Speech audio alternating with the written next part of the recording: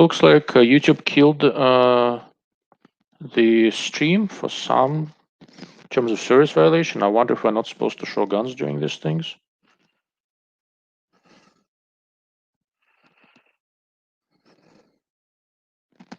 So I'm gonna send Will another invite, and let's see. Let's see what the hell happened.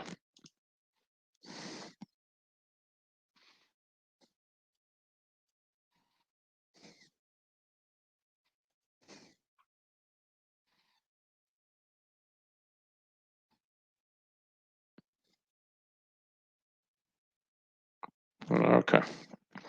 All right. I sent Will another invitation, and let's see if. Perhaps you're right, Kevin. So all my channel is gun related. So anyhow, generally for future reference, there is a different tech company called locals.com started by Dave Rubin and guys. And they basically are aiming creators like me who are not exactly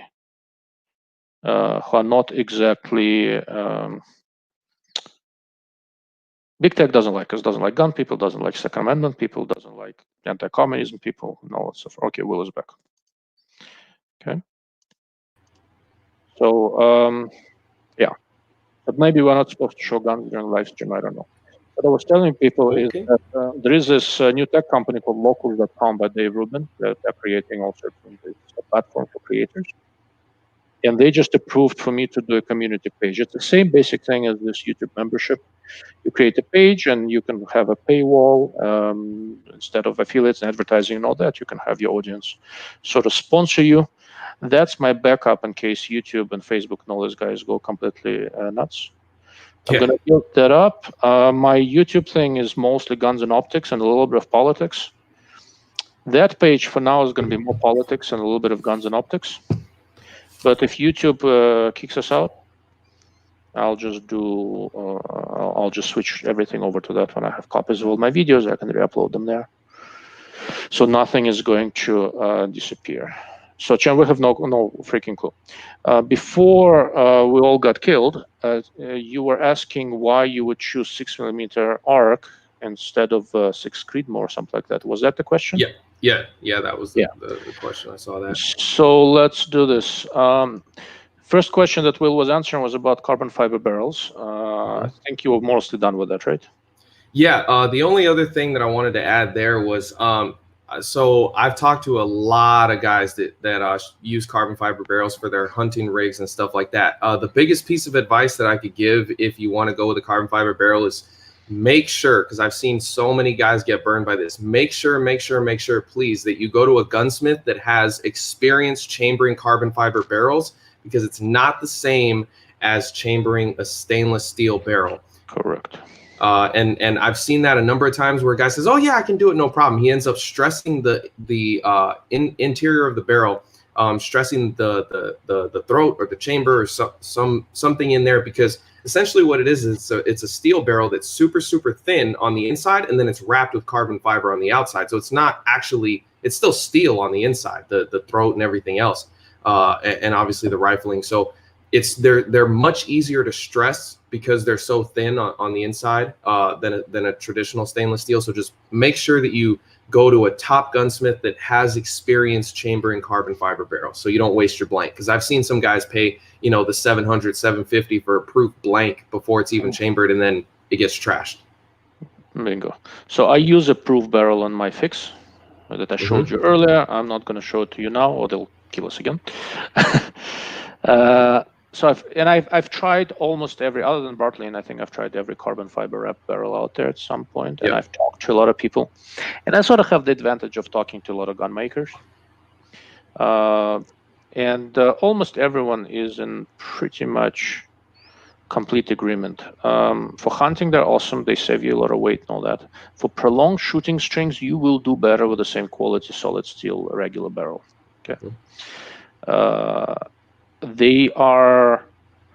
I've never seen a carbon fiber wrapped barrel where the groups did not open up with heat much more readily than they do with the good, nice, solid steel barrel. And on top of it, another problem with most carbon fiber barrels and proof so far is the only one I've seen that doesn't do that, is the point of impact also wanders. Not only the groups open up, but the aggregate point of impact also wanders a little bit with heat, and then it returns. Yep. Serge is asking about Bartlein.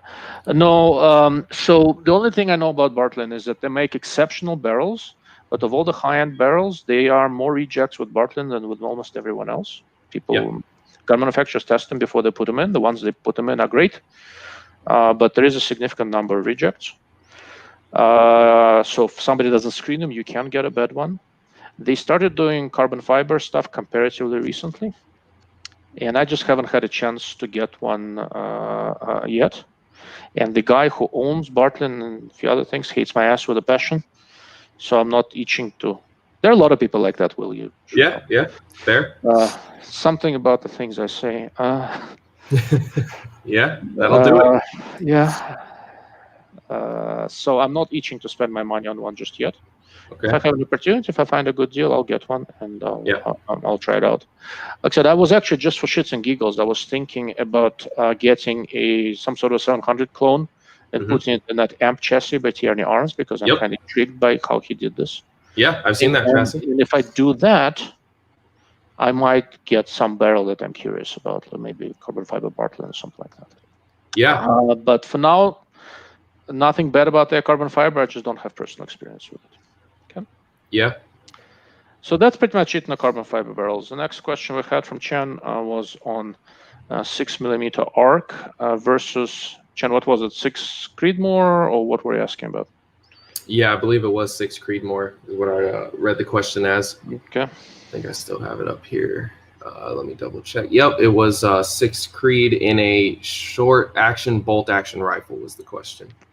Okay.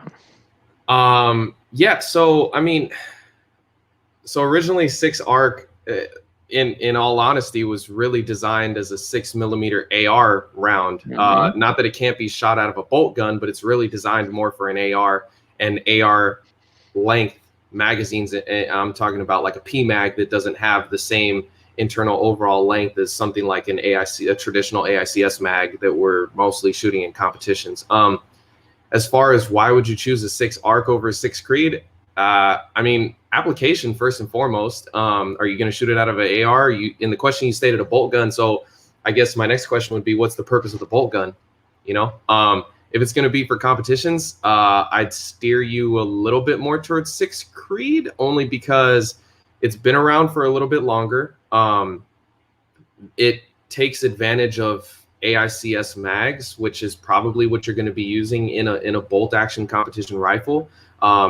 It's got higher velocity, so it's less wind the further distance you get out, which is huge in competition. Wind is always the great equalizer of all shooters, no matter how good you are. I mean, if you want pros towards a 6 Arc, barrel life over a 6 Creed. So one thing that I just want to touch real quickly on is 6 Creed. A lot of people, you know, don't realize that for competition, if you're going to be shooting matches, the barrel life on that thing is super short. Most everybody that I know that shoots a 6 Creed, you're pulling your barrel at 1,200, 1,500 rounds max. And, you know, for a lot of us, we'll shoot that many rounds in 2 months, you know, and so it's just not feasible to be replacing my barrel every 2 to 3 months. So that's the main downside to a 6 Creed. If it had longer barrel life, I'd shoot a 6 Creed personally, but there's no way that I could afford to replace my barrels every 2 months. Okay. So me personally, not being a competition shooter, it depends on what kind of gun it is. I have a thing for lightweight guns, and 6 Arc can go on a micro action like the Mini Fix or all of those. So I happen to have a 243 Winchester, but in a large frame AR. It is very nicely accurate and all that. There's just something about those, you know, big 6mm that just doesn't agree with me. Can't put my finger on it. If I was building a general purpose bolt gun, if you're not shooting beyond 1,000, 1,100 yards, I'd do 6mm arc. More factory ammo. Hornet is going to support it up the wazoo because of the enormous AR market. There'll be a lot more resources on 6 ARC than on 6 Creedmoor. And with an efficient bullet, it's a really, really nice. There's a lot of history behind the 6 ARC because it's existed in almost that exact form as 6mm AR turbo for quite a long time as a Wildcat. So there's a lot of mileage behind it. It's an extremely efficient and very, very mild-mannered cartridge. It can do almost everything. I'm probably going to switch to 6 ARC in my precision AR. I've been shooting Grendel for the longest time. Once I shoot out the ammo I have, I'm probably going to switch out to 6 ARC because for the things that I do, it makes more difference. But if I hunted more, I'd stay with a Grendel. To me, the ultra-fast 6s don't make too much sense. I don't like the recoil impulse. It is different, right? It is not heavy, but it's very snappy. It's weird, kind of. Yeah. Light, fast bullet. I don't like that. It messes with me in some weird way.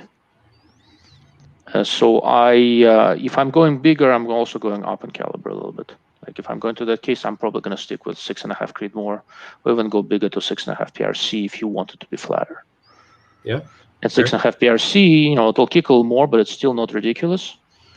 And the barrel life, while shorter than Creed, is substantially longer than 6mm Creedmoor.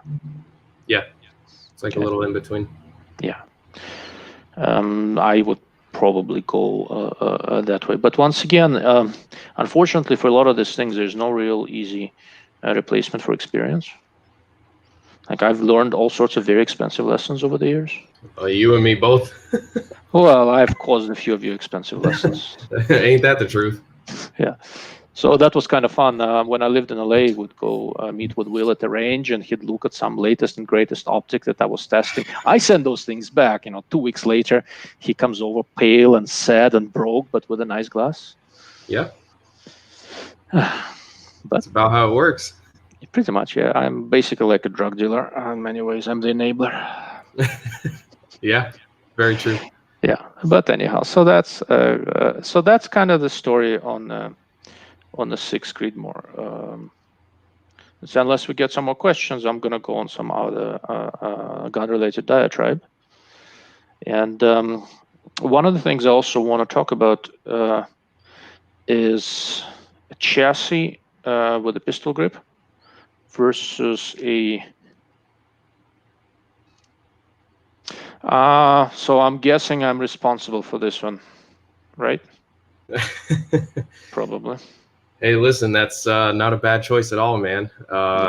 Really, I don't know if there is, anything negative to say there, to be honest, other than your wallet probably feels a lot lighter. Well, but look at the top. It's basically, at the very top, it's March, ZCO, and Tangent, I think. Yeah, I'd agree with that. Yeah, so if you're trying to get me to look or feel guilty, it ain't happening anytime soon. There is this saying that Jews are supposedly are born with guilt. I don't know which Jews they're talking about. Not this one. But was I? Yeah, a little bit more on guns. So it's people who learn to shoot with ARs and other pistol grip guns generally transition fairly well to pistol grip type chassis guns. Mm-hmm. And not a single one of them that I've ever seen knows how to manipulate the bolt the right way. Okay, so I shoot my pistol grip bolt guns with my thumb on this side so that I can run the bolt quickly and actually practice to do that. Mm-hmm. It's one of the reasons I like the fix. It's a 45-degree, very short bolt lift, mm-hmm. Right? If you're holding your thumb on the other side like you're used to with ARs, your bolt handling and gun handling will likely, there are exceptions, but it will likely not be great because it will take a lot of training to not break your shooting position while you're cycling the bolt. Okay. It is a different thing. With a bolt gun, you're not really squeezing this thing. You're hooking around it and trying to pull straight back instead of squeezing and going to the side. And for a lot of people, that is easier with a more conventional looking stock. A lot depends on how you came up shooting and how much you're going to practice. If you shoot,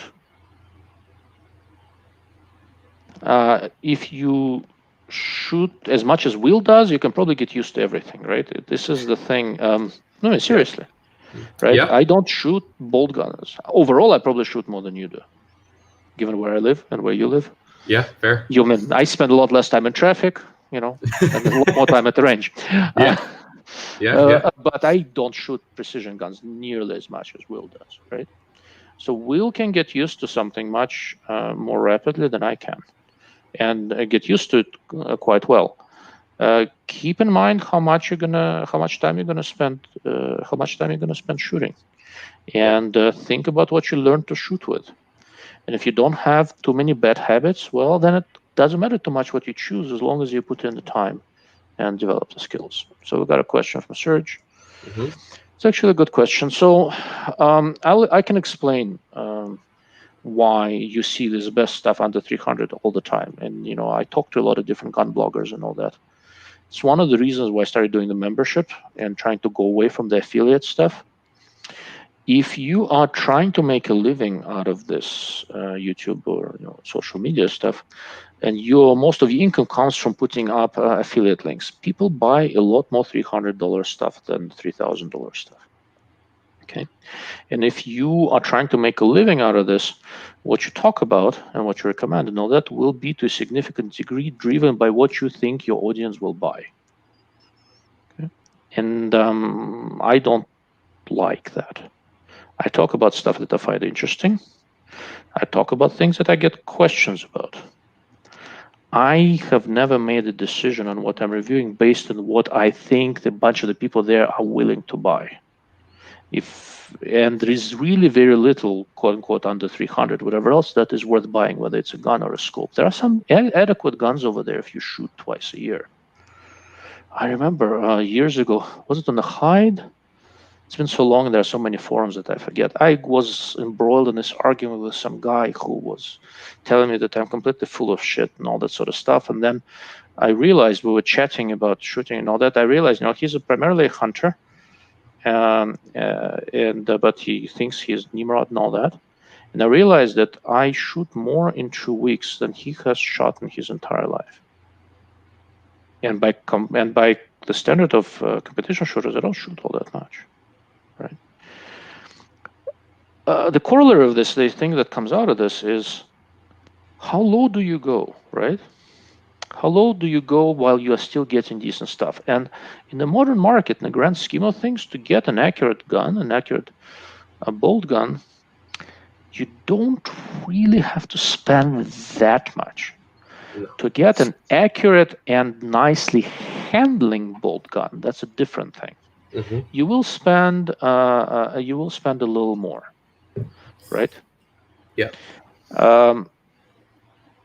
Right now, if you want to go production, and you don't want to be tinkering and building stuff, Tikka is probably where it's at. I think you can do a lot with the Tikka. They have the good out of the factory barrels, and when you get tired of the factory stock, there is a good aftermarket support. I think. What do you think, Will? That's actually my number one recommendation for guys that say, hey, listen, I don't have a lot of money, but I do want to kind of dip my foot in the water of this sport. What's a good base rifle that I can get? Because I can't afford to go custom. And I always tell people, listen, man, go get yourself a Tikka. If you don't want to go for the TAC A1, their top of the line model, the T3X, throw it in a KRG Bravo. That's like a sub $1,000 rifle that'll outshoot you as a beginner shooter in the precision rifle game, and get it in a popular caliber like a 6.5 Creed or a 308 with a 24-inch barrel, and you're off to the races. Throw a bipod on there, an Atlas or something like that, and you can't beat it for the price.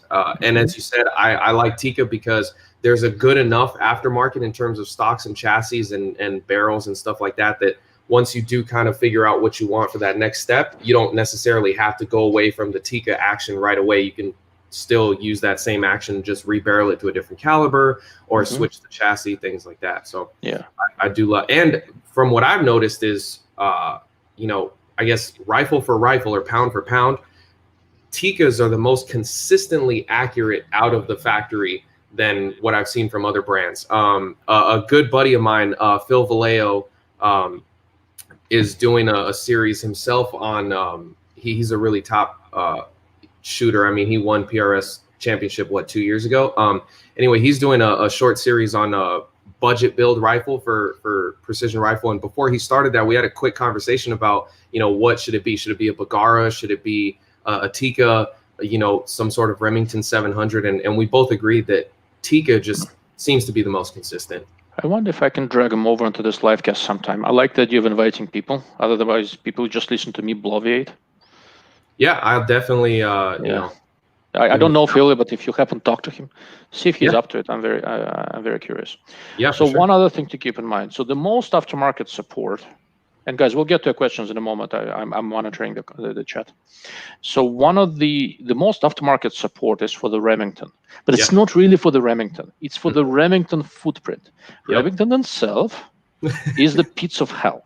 It's like if you compare rifle manufacturers to the states, to the different states, Remington is like the California of guns. Oh, that hurts, know, but it's so true. But it's so true. It kind of looks pretty, but there's all sorts of rot inside. It's not rot. I've seen so many misaligned. I don't remember when's the last time I saw a Remington where the barrel was screwed in straight. And there is a reason why they're on a bankruptcy of 8008 at this point. It's an iconic name that's been so mismanaged.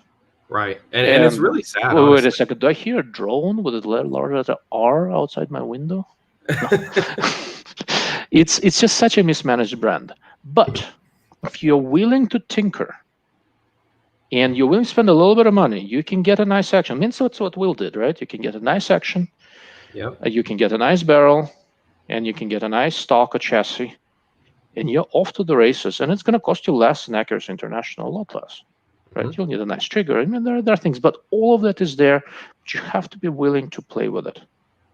The big weakness of Tikka compared to some of these actions like what Will is using is that if you want to put on a new barrel, you go to a gunsmith. Okay, for the Curtis that you have, I mean, you just get a barrel and screw it in, right? Yeah. I call up my gunsmith and say, hey, I need a new barrel, and he's got it to me in less than 2 weeks. Sometimes he's got one sitting on the shelf, and he ships it to me, and I got it in 3 or 4 days. So there are aftermarket actions over there where you really need nothing. You just buy a piece, you screw it in, and all that. I originally got Desert Tag because of the barrel stuff. I just don't like having to deal with a gunsmith all the time and wait for things. When I switched to Q, to the Fix, it's an ER style barrel attachment with an extension. So I can replace when I shoot mine out. And it takes a while to shoot the 308 out, but I think I'm close. Oh, impressive. Like I said, I talk about optics a lot, but people don't realize how much time I spend shooting. And it's amazing how terrible I am at it, given how much I practice. Well, listen, I'll be very frank that honestly, to be able to say that you truly shot out a 308 barrel is something that a lot of people can't say, because a lot of people say, oh, I shot it out. No, you didn't shoot it out. You just forgot to clean it, or you stopped. No, I did not forget to clean it well. That's an accomplishment for sure. But that's one of the reasons I got a 308. I don't like changing barrels too much, right? My plan with this rifle, I'm actually gonna go to 8.6 Creedmoor. Ooh, okay. So I'm gonna go the other way, and I'll talk about that. In a moment. I want to answer some questions. I'm going to get back to my plans for calibers and all that. But the downside of the Tikka, if you shoot a lot, is that replacing a barrel requires you to take it to a gunsmith. It's not a huge downside if you have a good gunsmith nearby. Finding a good gunsmith is not such an easy thing as it turns out. Because Lord knows I've heard a lot of these idiot bloviate, and they can't tell their ass from an elbow. But when you find a good one, they're good. They're good people. But in LA, I did not have good luck. That's a fact. But it depends on where you live and if you know a good one. All right, let's look at some questions, and I'll talk more about 8.6 Creedmoor and stuff like that. Okay, Kevin. If you can afford it, no. It's never an overkill to get a really high-end scope, because once you get one, going back is tricky. I test a lot of scopes. I look at a lot of scopes and all that sort of stuff. But then I have my list of recommendations, fairly limited for a reason. People keep on asking, why my favorite, fill in the blank scope is not on your list. Does it mean it's a bad scope? No, it's still pretty decent scope. A lot of good scopes. But if I have to pick one or two, There are not that many that routinely go on my list of recommendations and stay there. With a 5 to 25 or thereabouts, it's tangent, narrowly edging out Z-comp just because of the optics at long range. And Will and I were doing the test together. Z-comp is amazing. Looking through Mirage far away, tangent had an edge, and I'm an optics nerd, right? Will it make me, does it make me a better shot? No, it just means I have no excuse, pretty much, right? Yeah. If I was going a little smaller, I'd go Z-comp 4 to 20 by 50. Still the best scope of this type I've ever seen. That stupid thing is just remarkable for how small it is. So if you're looking to split time between the SCAR and R700, I'd go for that 4 to 20 Z-comp. Yeah. The tangent version of the smaller scope is a 3 to 15 by 50, which I also have and like a lot. But if you are aiming at precision, having 20x on the top end is very helpful. If you don't want to spend the money, there is the Element Nexus 5 to 20 by 50 for about $1,500.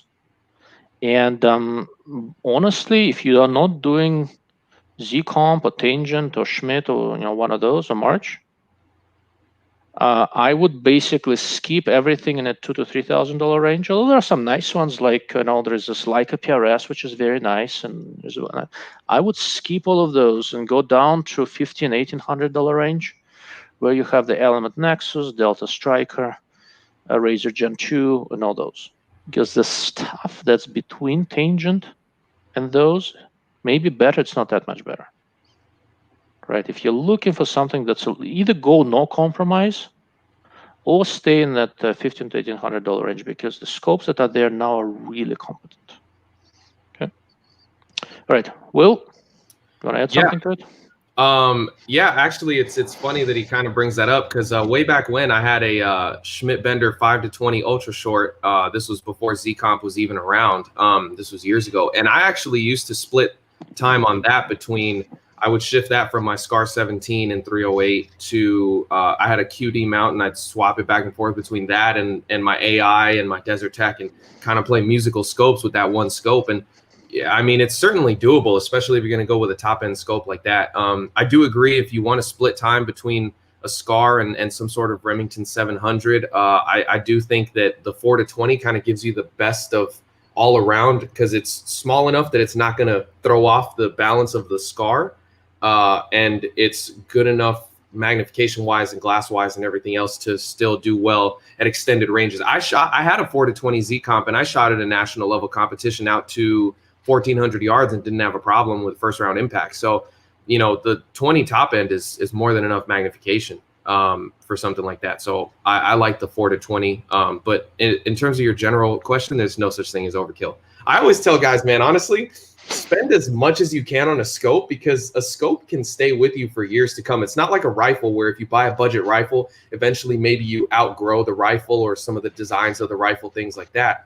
If you start with a top of the line scope, you can graduate that scope to your next rifle and so on and so forth all the way through, and it'll stay with you for a long time.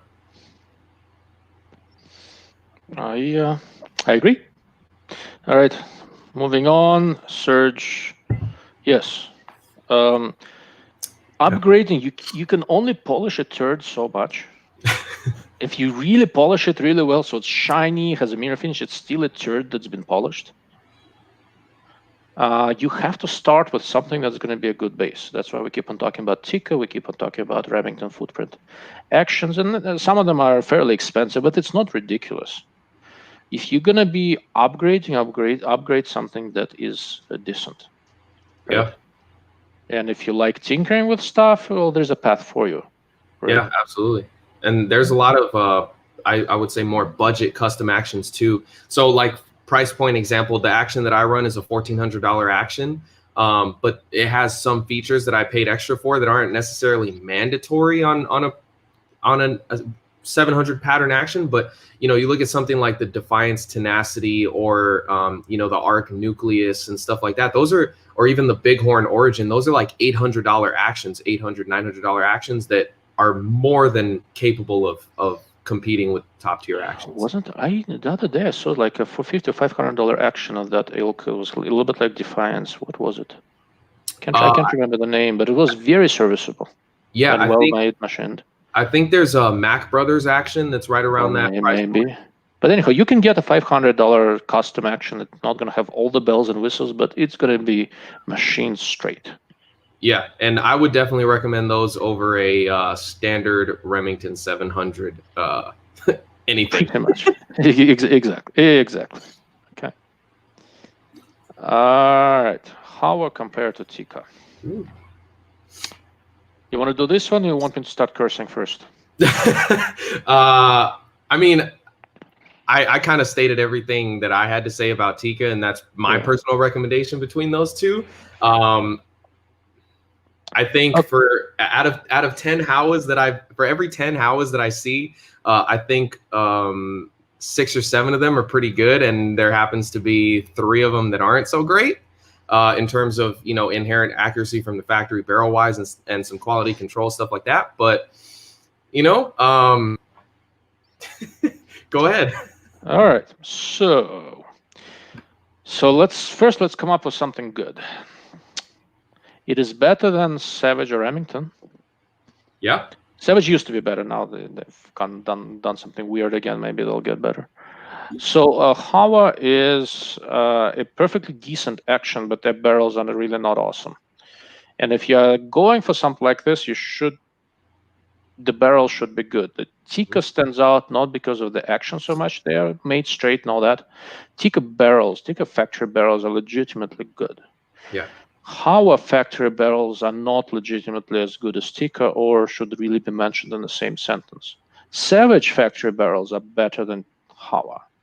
Howa action is better than the Savage, more consistent, right? Yeah. Savages are fairly crude guns, but their barrels are drilled straight. I mean, they get dirty fast, but they're drilled straight. Yeah. It's not terribly hard to make a simple action correctly, which makes it all the more remarkable that Remington can't do it. But it's not terribly difficult. But the barrel has to be done well and has to be screwed on straight.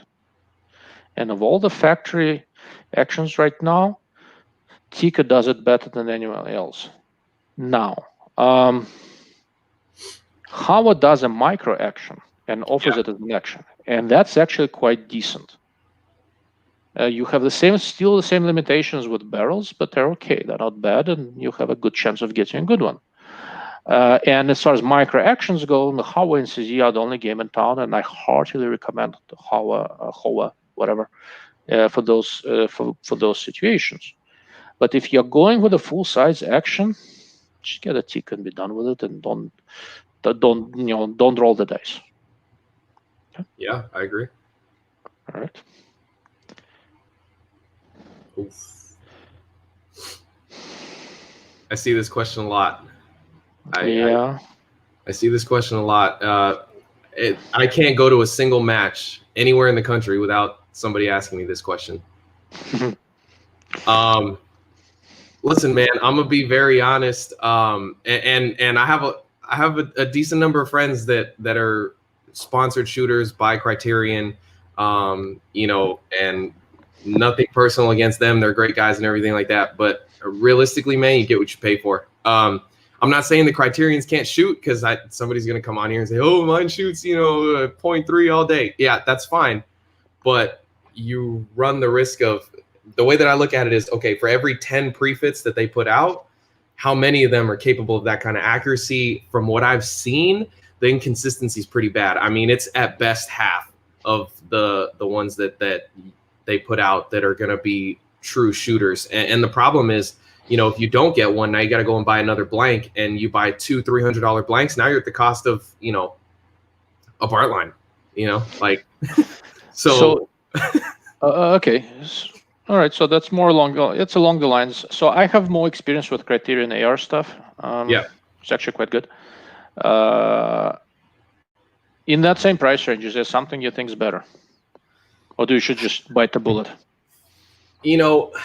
Man, so I've seen the Criterions, I've seen the Excaliburs.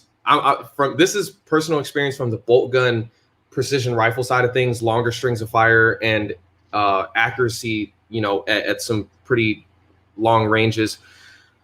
I personally try to urge guys to, just kind of bite the bullet and get a Bartline, a Hawk Hill, a Benchmark, you know, a top quality blank. Even the proof stainless steel stuff is good too. Proof stainless steel is, from the ones I've seen, are easily among the best. Yeah, I mean, any of those top, you know, to me, and I've shot pretty much all of the top ones: Hawk Hill, Benchmark, Bartline, proof. I've shot them all in steel, and to me, it's you know, 6 of one, half dozen of the other. Brooks, Schneider. I mean, yeah. Yep. I had really good luck with high-end Lothar Walter barrels. Yeah. Mm-hmm. But they're good. They're legitimately good. I've had a really good luck with what those cut barrels. Big name. Come on, work with me. Single point cut barrels. Krieger. Yeah, I have a Krieger. That was my first custom 6.5 Creed, and you know, I burnt it out, but till the last shot, man, it was still holding. So my 38 Lapua, I think, was Krieger barrel. My 6.5 by 47 was the 6.5 by 47 Lapua, whatever, was a that was a Lothar Walter. Mm-hmm. So when I got my load, I had a somewhat mild load with 130 grain burgers. Mm-hmm. When I was trying to finally figure out where exactly it's shooting, you may or may not have been there. I fired off 20 rounds at 100 yards into 0.8 of an inch. Yeah, I mean, in one long string, and then I packed up because I wasn't going to shoot better. But the barrel was capable of it, and I wasn't letting it cool off. I would just, you know, I got situated. I had a couple of mags loaded, so I fired a string of 10 to 5-round magazines.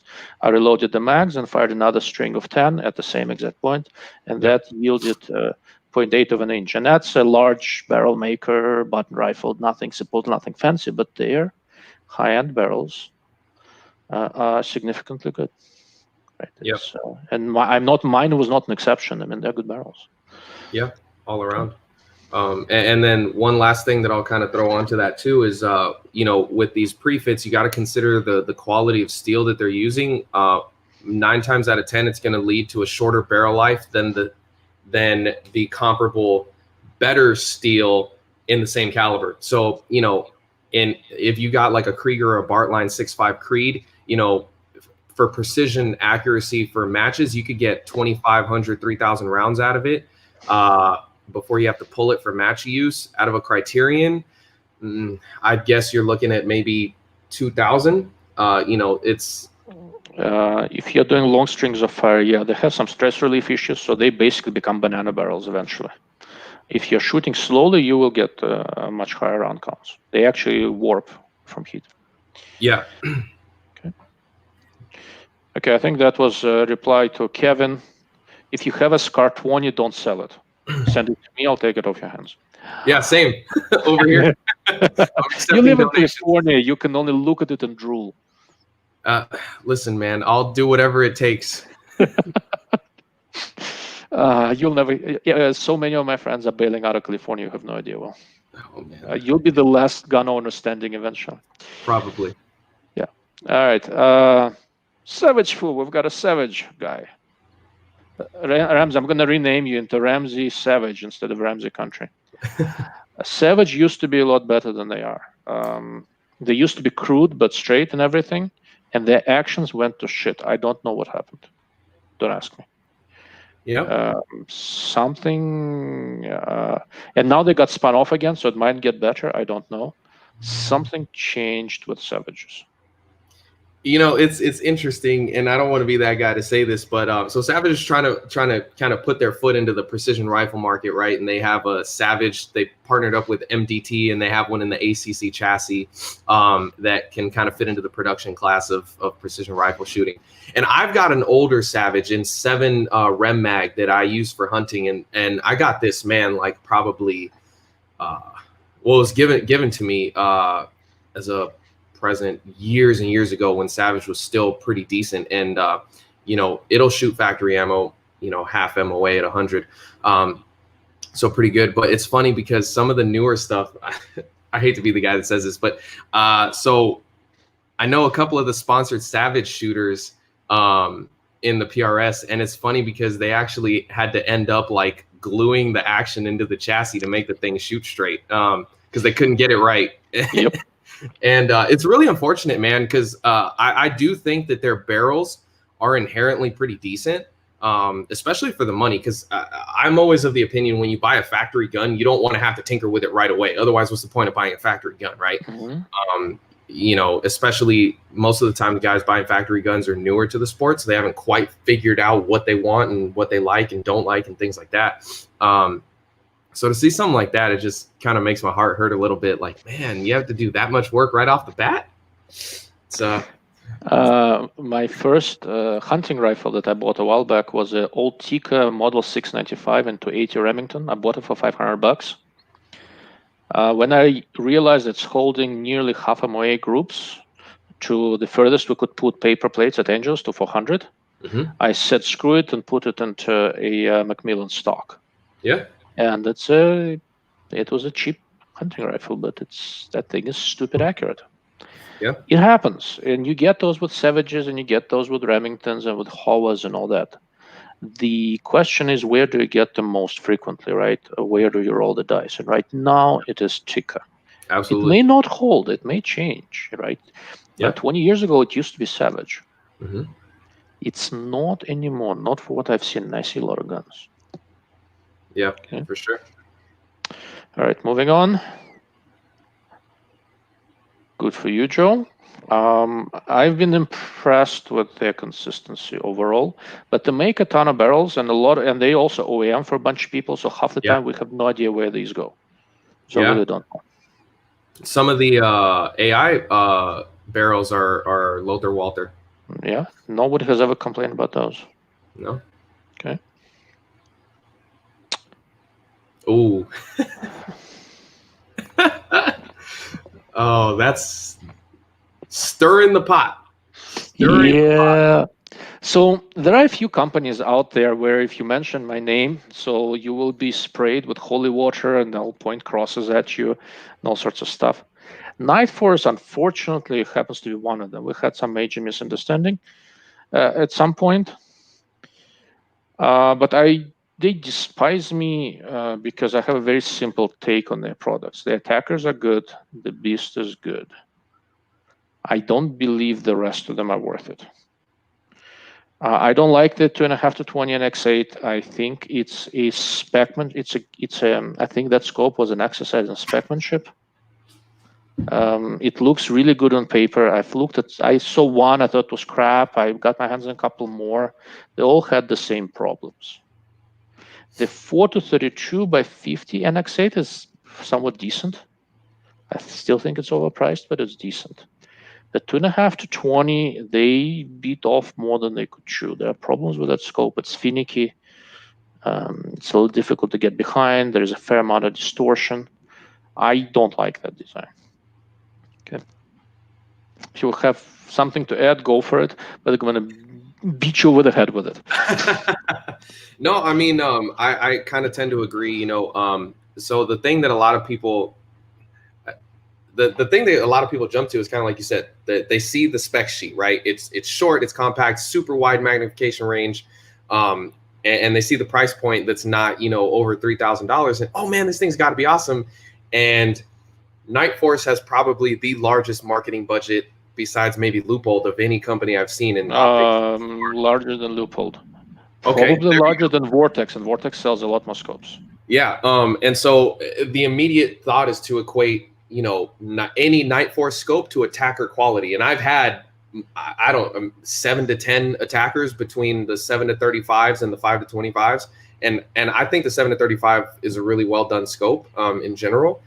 But again, so I'm sure Ilya can explain this a lot better than I can, but when you realize the scope is that short and it's got that many, I guess, features on the spec sheet, you know, super wide magnification range, think about all the compromises, man. Like, you know, your parallax is going to be super finicky. The eye box is probably going to be really tight, especially at high magnification. I can only imagine how tight it is. Glass is probably not going to be great. Especially probably towards the top end. Maybe there's some sort of middle magnification that it's pretty good on, but you know, it's one of those where 2.5 to 20 sounds really cool, but in this particular package is not exactly practical. At this stage in the game, if you really want a wide magnification range scope, spend the money, get the March. There will still be compromises and all that, but they mitigate them better than other people.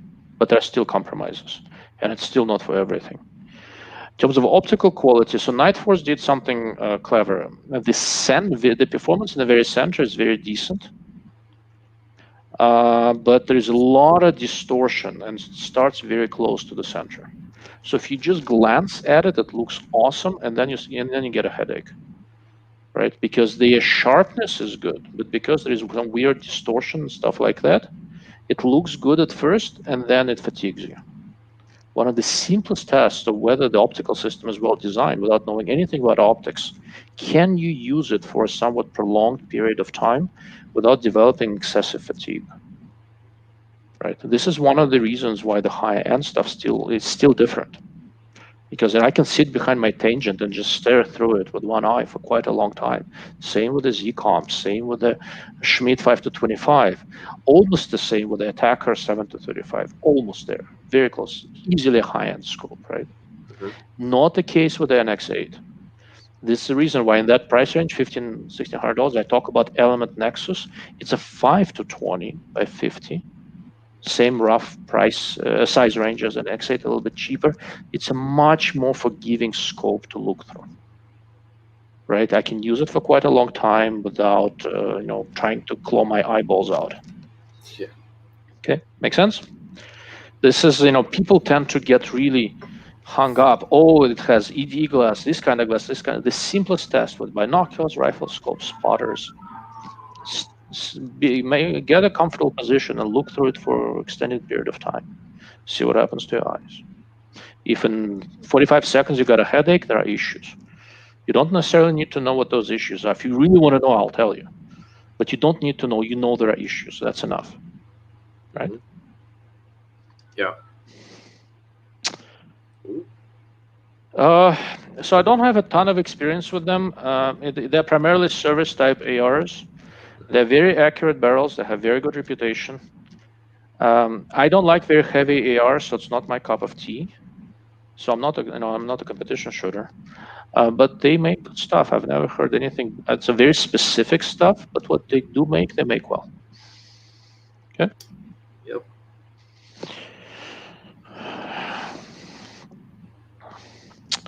Ooh. So yeah, I have some comparatively unpopular opinions on the subject. If you have something to say, go for it, and then I'll. Or if you want, I can go first. Yeah, I mean, I'll just kind of. I mean, that's a very broad question, and I guess the first thing that I would say is I would ask you a question on what is the purpose of the rifle. I think that would determine so many answers to that. I mean, if it's I guess I'll take the competition approach, and then. Since I've talked to Serge about this, Okay. he started this. I can fill in a little bit of a background. Okay. He wants to buy a nice, accurate gun. Okay. He doesn't have access to very long ranges. 600 reasonably easily. I think 1,000 every once in a while. Okay. Okay. No competition just yet, but he likes nice stuff, good glass, and accurate guns. Yeah. Okay. So that's kind of the background. Okay. So I mean, given that, I would say length and profile, it's gonna, I would say, be determined somewhat by caliber. So if it's something like a 6.5, you could get away with something a little bit shorter, maybe a 24-inch, 22-inch. Keep in mind that the shorter you go, the more velocity you lose. So at those longer distances, wind becomes a bigger factor. As well as just overall trajectory of the bullet. At some point you may end up hitting transonic depending on the caliber. Twist, I would go with whatever the common twist is for your specific caliber. So if it's like a 6.5, I would go like a 7.5 twist. That way you could shoot a bunch of different type of factory ammo. If you decide to hand load, you could go a little bit on the lighter side. You could shoot some of the heavier stuff. It's not a niche twist. barrel profile, I mean, honestly, if it's just a range gun, man, I don't see why you couldn't do something like a medium or heavy Palma, or even heavier if you only got to carry it from the car to the, you know, to the bench. But if it's something that you're going to be actually walking around with, you know, in the field, or, you know, hunting or something like that, and it's not going to be a long string of fire like a competition, then, you know, maybe a medium Palma that's like about a 4.5 pound barrel, if it's 26 inches. So, you know, those are some of the things that are going to kind of determine it. I know Ilya tends to go a little on the shorter side. Yeah, sure. There's a reason for it. I'll explain in a moment. Absolutely. But just consider the fact that also he knows the purpose of his rifles and what he's looking for. So I wouldn't say that there's one universal answer for it, because obviously my needs are a little bit different. Just quickly touching on my competition rig, it's a 26-inch barrel. It's a Bart line. It's a 6mm in a 1-in-7 twist, which is a very common twist for that caliber. And the profile is M24, so that's about a 6.25 pound barrel by itself. Because I want the weight, I want the length for the extra velocity. Because in competition shooting, velocity is a good thing. And you know, I don't have to hump it, you know, up and down hill and dale for, you know, half a mile or a couple miles in a day. So. Okay. He's wrong. No, he's not wrong. Don't go very long.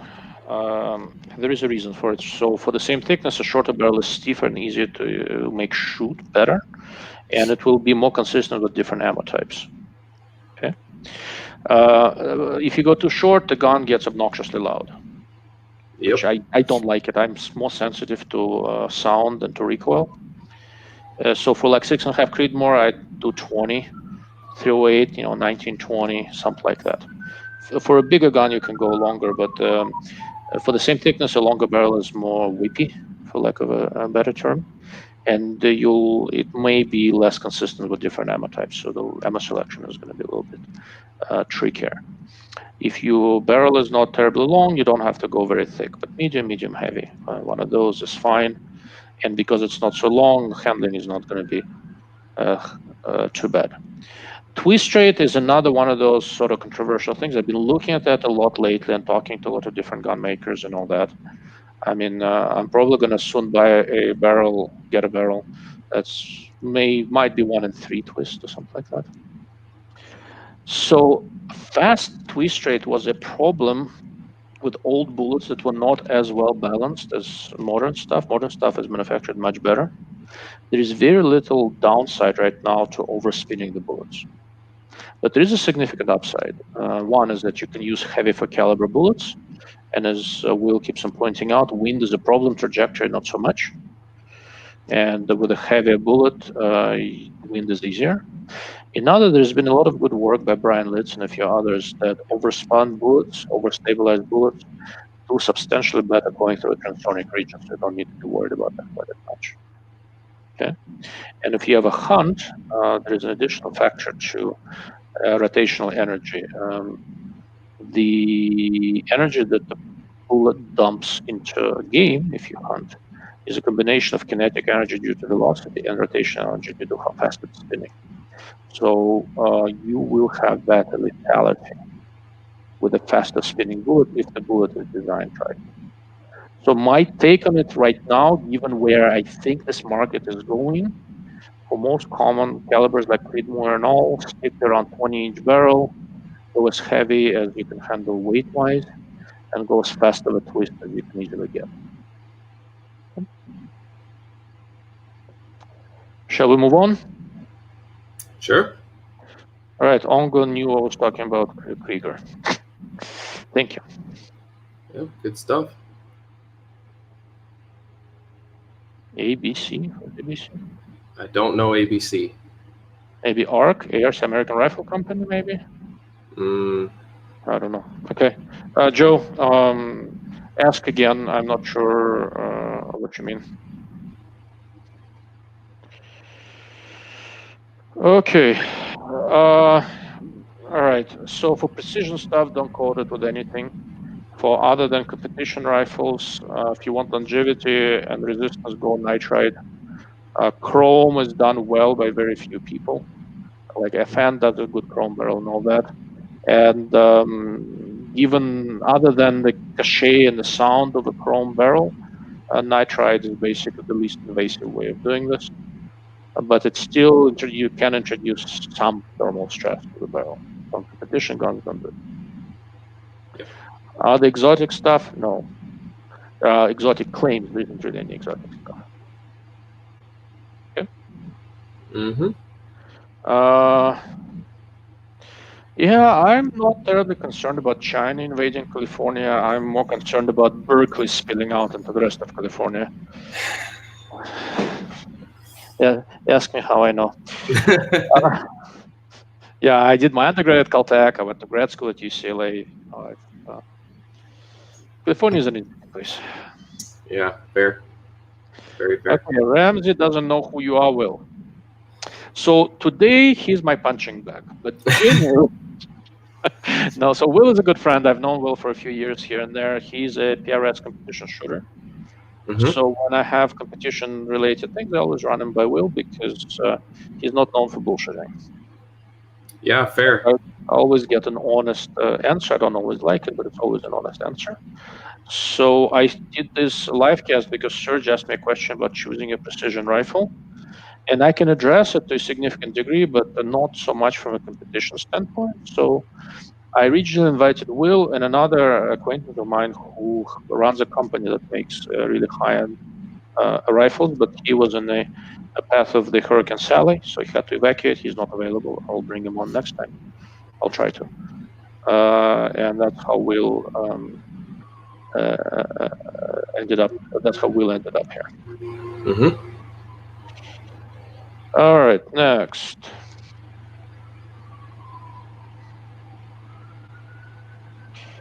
So I'll take this one, Will. Yeah. Kind of up in my wheelhouse. Parallax is important. I have a video coming up that will show how parallax works, how it is different on different guns, and how it affects how you mount scopes and all that. It'll probably take me 2-3 weeks. Kind of busy. Parallax is important for competition, and it really becomes important once you go up in magnification and once the distances change. For common shooting, hunting, and all that, people overdo it a little bit. And I don't like to putz with the Parallax so much. One of the reasons I use Tangentators so much because they have incredible, probably the most forgiving Parallax of them all. For those compas up there, so is Schmidt. For the ultimate in accuracy and precision, you want a Parallax, a well worked out Parallax adjustment. For general purpose shooting, if your scope goes much above 12, 13 power, you probably want Parallax, but it's not so much because of Parallax itself, but because of depth of field, right? So you want to be able to adjust focus, so whatever you're looking at is not blurry. From Parallax itself standpoint, it's not that critical, really. It's very overblown. Okay. Anything to add? No, I think you hit it mostly nail on the head. I mean, just to kind of specifically answer the question, scopes with the best designed and functioning parallax adjustments, I think the two that kind of stand above the rest is Tangent and Z-Comp. Schmidt's pretty close. The Nightforce 7-35, I think, has one of the widest in terms of it goes all the way down to 10 meters, I believe, but it's also kind of picky compared to those scopes. As a general scope, it's not too bad, but yeah, I mean, and like you said, Minox is also up there. Yeah, they are too. I always forget about the ZP5, but it's like a really underrated scope, just kind of under the radar. Yeah, Minox shot themselves in the foot with some early quality problems, and this market is not forgiving. Yeah, I had two of them, and I really wanted to like them. They're very nice scopes, and now they've stabilized. Now they're good, but some early ones had issues. Okay. So Jared, basically, if you have a specific application in mind, bring it up, and I'll go over the parallax stuff again. But for general purpose shooting, it is somewhat overblown. You don't have to have parallax adjustment on everything. Okay.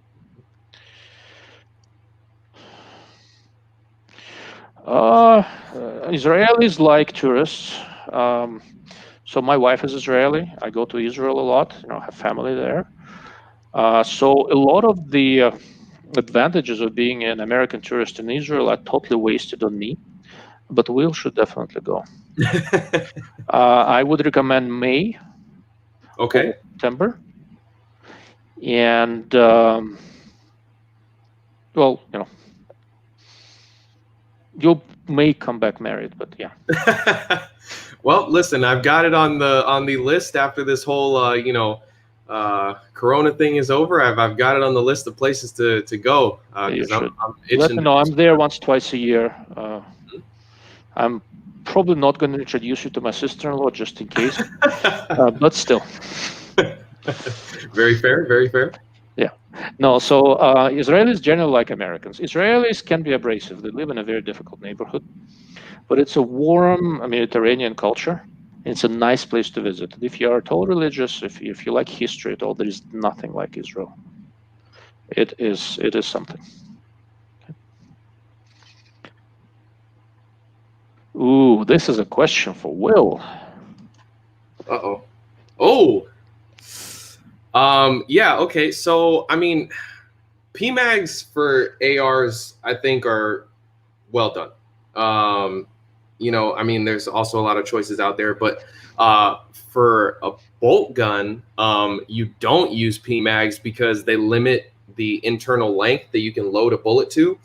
So that means that when you're chasing the lands, you can't load quite as long, or when you need to do seating depth, when you're hand loading, or even some factory ammo that's just loaded really long, it won't fit in a PMag, to be honest. So that's why we all use standard AICS steel mags. They have a really long internal length, and also specifically for the competition side of things, typically the steel mags feed smoother than the plastic mags. I'm not saying that you can't use PMags if that's what you got, by all means, but you'll get the smoothest experience and you'll disturb the rifle the least when it's on some awkward prop where it's barely balanced with a steel mag that's really well fitted to the well timed to the action and the chassis and everything else you've used. But mostly it's for the internal length, to be honest. Yep. So I use PMags on my fix. But once again, I made a conscious decision to try to stop reloading. If you're using factory ammo, there isn't really a downside to PMags. If you're reloading, trying to get the most out of your cartridge, you want something with more internal length. Mm-hmm. Next question is also for Will. Oh, yeah. So I was fortunate enough to do a kind of extended review on one of these. They sent me a prototype and they let me beat it around. Just because I can't leave this alone, why did they send you a prototype? Remind me. Yeah, so Ilya was nice enough to introduce me to the guys over there at Tracked at SHOT Show this past year, and they wanted to kind of break into the precision rifle game with a scope that kind of touched on all the features that precision rifle shooters specifically were looking for, because they had already come out with the 4-20, which was kind of a all-around scope. But they wanted something geared specifically towards precision rifle. So, they said, hey, here, we'll send you a prototype. It was basically a final prototype, though, as far as I know. They didn't change anything from the actual production models. And they said, take it for, I think they gave it to me for like 3 months. And they said, beat it up and try to break it and run it in some matches and do everything you can to make sure that it works. And I was pretty impressed with it, to be honest, for the price point. I wasn't paid or anything like that. They purely just, I did it out of pure curiosity. And, I like to try new things all the time. And, my unbiased opinion is, honestly, I really like it for the price point that it came in at. Somebody recently told me that they're actually back ordered until December. So, I mean, that's pretty indicative of the reception that they've gotten in the community so far. There was a couple of things, like very minor things that I told them that I would change for a Gen 2 version, if, they eventually come out with one and things like that. But overall, it was really well done. Yes, I'd like to point out a couple of things. One is that's what I get for introducing people. They sent me one, didn't send me one. All jokes aside, no, they'll send me one when I ask for it. I'm busy. I'm very friendly with the guys at Toric. They're good people. I like their stuff. This is a Toric's version of the same basic Light Optics Works design that's behind Athlon Chronos, Delta Striker, Trigicon, 10 Mile, Nifia. They all have slightly different variances. I haven't tested the Toric. I like the Striker more than the other ones, but they're all really clearly related. It's an incredibly successful design by Light Optics Works, and that is the. I remember a little bit earlier I said, if you're not going very high end, drop down to this $1,800 range. Well, this is one of the scopes there. It is really nipping at the heels of the $2,500, $2,600, $2,700 stuff. Mm-hmm. I mean, there is still a difference, but it ain't that much. I think Toric, Striker, that range, I think that is the sweet spot right now, what you get for the money. Once you get above that, there are diminishing returns. Now, there are still returns and they're still notable. But, think carefully whether you really need it. Mm-hmm. All this $1,700, $1,800 stuff is getting really good, really, really competent. And Toric is one of those, one of the indications. Yeah, absolutely. Okay. All right. Yeah, I mean, MDT, I think you mean. They're good. They're good. They're competent. There's nothing wrong with them. Some a little better than others. I've used the LSS. I think you have one of the high-end ones. Yeah, I have the ACC, which is their purpose-built competition chassis. Yeah, it is. It is quite competent. They make nice stuff. I haven't had any issues. Quality control. I mean, they're big, cool, but the quality control did not seem to suffer as they got bigger. So I like that company. They do good stuff. Yeah, very good stuff. Okay, Joe helped answer the question. Yeah.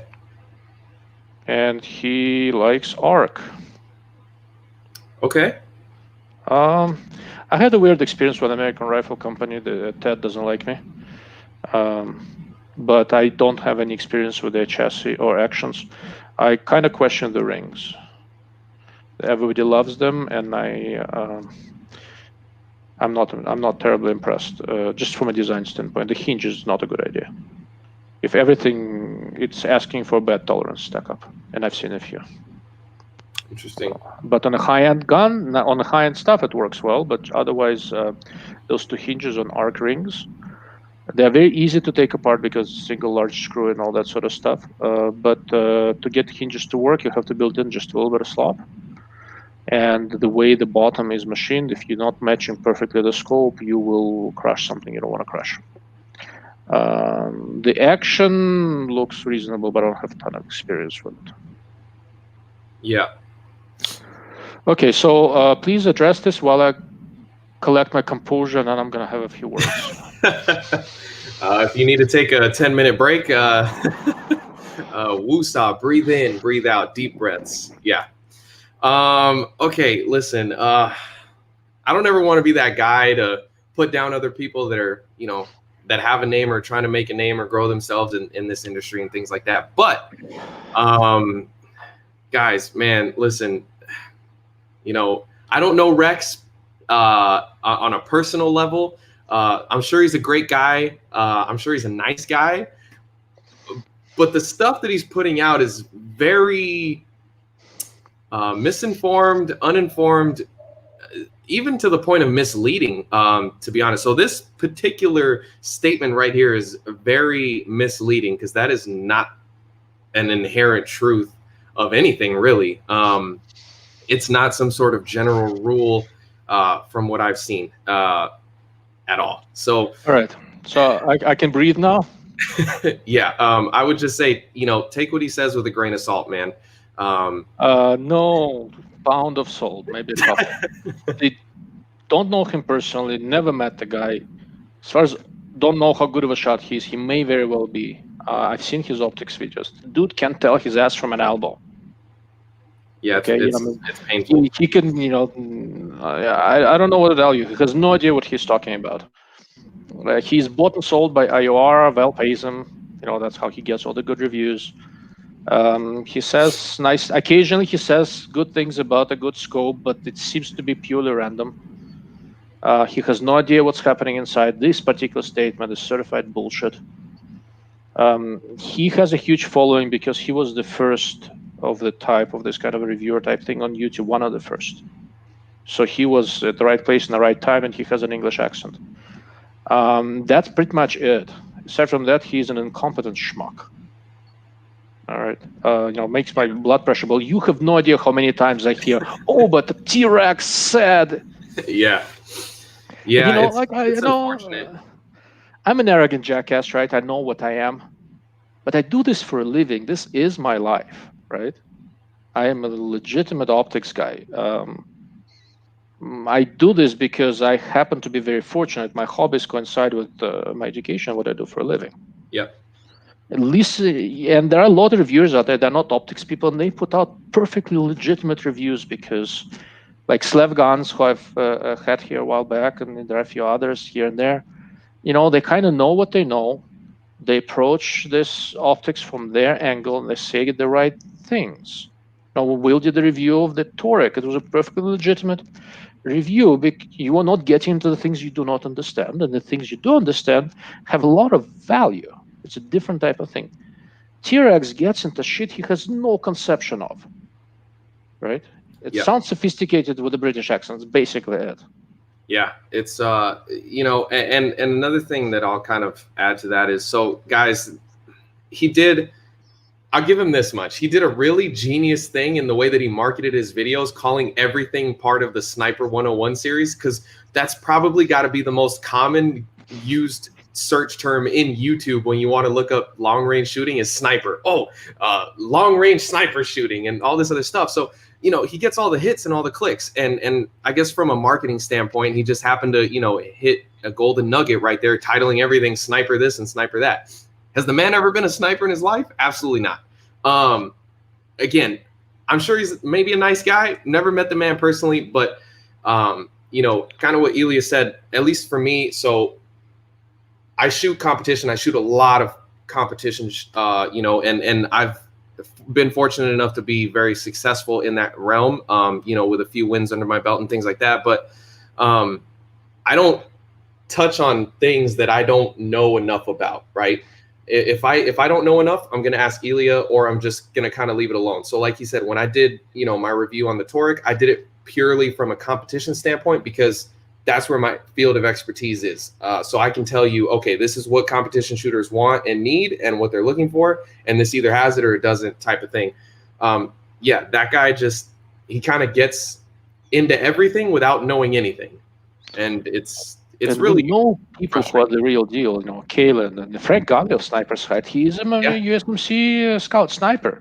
I don't always get along with Frank. I have a ton of respect for the guy. He is the real deal. Yeah, and we absolutely. know enough of these people. And T-Rex is not it. He's just not it. Okay? It's just frustrating. Yeah. All the people who actually do this dislike the dude immensely because he says stupid shit, and then I have to explain it again and again and again and again. Yeah. If he said stupid shit in a vacuum, I wouldn't care less. Yeah. He sends it in the ether, and then I end up having to dispel it again. Yeah. And again. Yeah. And again. And he just sounds convincing. He's like a world-class snake oil salesman. I don't know. Yeah. Okay. Whew. I got that off my chest. Yeah, sounds good. Anyhow, but that having been said, if he comes up with some other stupid shit that you want to check anytime, I genuinely don't mind. I'm just perturbed that he keeps saying it. Yeah, very true. Yeah, guys, please check the facts. Fact check before you just go and take it as, as gospel. Yep. All right. It's a good scope. Have you had hands-on with it, Will, or? So I've seen a couple of them at some matches, not as widespread, as some of the other common scopes out there. I think generally it's a good scope. Personally, would I spend the money on one? Probably not. Regardless of how much I had to spend, I'd probably either go to the next tier up or take a step down, or even in that same kind of price range, I think there's just some better options. But I don't think it's a bad scope. Okay. So it is a very decent scope. The first batch had CA, then they fixed it. My biggest problem with M7XI is the reticle selection. MSR2 is good, but all the 3 reticles are various Horus designs, and it's just not my thing. The turrets mechanics are very good. Optics got better. If I were looking at the M7XI, I would get the IFS version with the integrated ballistic computer. That's I played with one for a bit. They did it, of all the ones I've seen to date, I think they have the best implementation. Yeah. And I'm looking at the Revit that we also spent some time with. I think Steiner is more expensive, but I think Steiner did it better. Yeah, I have a Revit, and I ran it as well. Yep. Max, good evening, sir. Okay, good, Joe. So I don't know anything about these guys, Joe. I don't either, to be honest. I'm unfamiliar. So I don't want to pull a Rex and start blabbing on about something that I don't really know about, to be honest. Yeah. But I mean, it's definitely something I'll look into. 6mm. Oh, I can do my Rex impersonation. I'm gonna focus. I'm gonna rub my forehead like I'm about to fart. That's the typical Rex look. No, I've never heard about these guys. I'm not a bench rest guy, but if they're popular in the bench rest world, it's got to be a good barrel. I mean, bench rest guys are unforgiving. Yeah, absolutely unforgiving. Yeah, they are probably the most anal retentive group shooters I've ever seen in my entire life. And given present company, that's saying something. Yeah. I mean, I've got OCD coming out of the wazoo, and you pretty much have to be a competition shooter. So. Mm-hmm. Okay. So yes, sometimes, but I don't use bubble levels too much. I don't mind them there if they are unobtrusive, but there is a very limited utility to them, and it's something of a. It is something of a. It's an eye thing, right? So if your scope is set up correctly, your eye focus is going to be as if you're looking at infinity, right? Regardless of where the scope is looking, up close, far, and because that's the most relaxed position for your eye. If there is a bubble level mounted on a mount or on a scope somewhere there, it's very close to you. For you to be able to see it, you have to either shift your position or close your shooting eye, open your non-shooting eye, and focus on something close. One way or the other, you are disturbing your shooting setup. Okay. I like bubble levels when I'm doing all the setup and all that, but I don't use them beyond that. I don't even like to look at turrets. I like to go by feel. Once I'm set up behind the gun, I want to be looking through the scope and not looking at anything else, anywhere else. Okay. Thoughts? Yeah. So I'll kind of just touch on it from a competition aspect. You'll see a lot of guys run bubble levels on their rifles and then forget to use them, or just honestly forget that they're even on there. I don't personally run an external one. I run a spur mount, and it's got one built in. And kind of what you talked about. So let's say that I'm shooting a long range stage that's 1,200 yards. Obviously, that far away, rifle can't becomes a bigger factor, but once I lay down in the prone or get into the position that I need to, I make sure that the rifle is straight. And typically, I'll be able to tell just my eyesight looking at the reticle. If it's that far off, I can tell by looking at my reticle. Other than that, I mean, I think Frank Galley had a good post on Sniper's Hide where he said your eye is almost like an internal bubble level, right? Like if it's that far canted. Not almost like it is. That's how our perception works. Right? Okay, so there you go. I'll do a video on reticle designs and a couple other things. There are some interesting things that evolutionary came out because our eyes are horizontally spaced like this. We sense things in a very interesting way. I'll give you an example. If you got a scope from the factory and it happens to have a canted reticle, if it's more than a degree cant, you will see it. Well, yeah. I will. Right.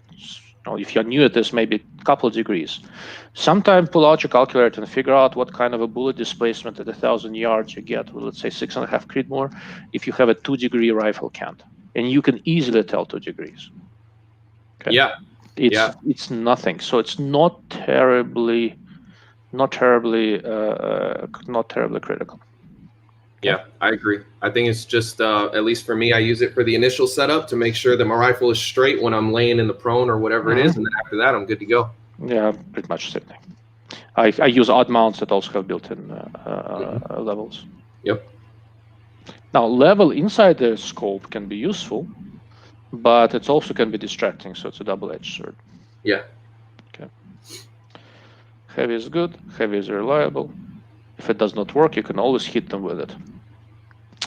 So that is true. So I don't know how well this comes through the video. I weigh almost 300 pounds, and I'm sort of hit people on a semi-professional basis. I can do this well enough without the scope. I don't have to have a heavy-ass scope. No, I'm a Thai boxer, so I'm not comparatively concerned about hitting people with the rifle scope. Heavy does not mean good. Heavy does not mean reliable.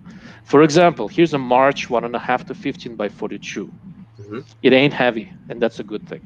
And it's absolutely world class. Absolutely world class. It's a wonderful scope.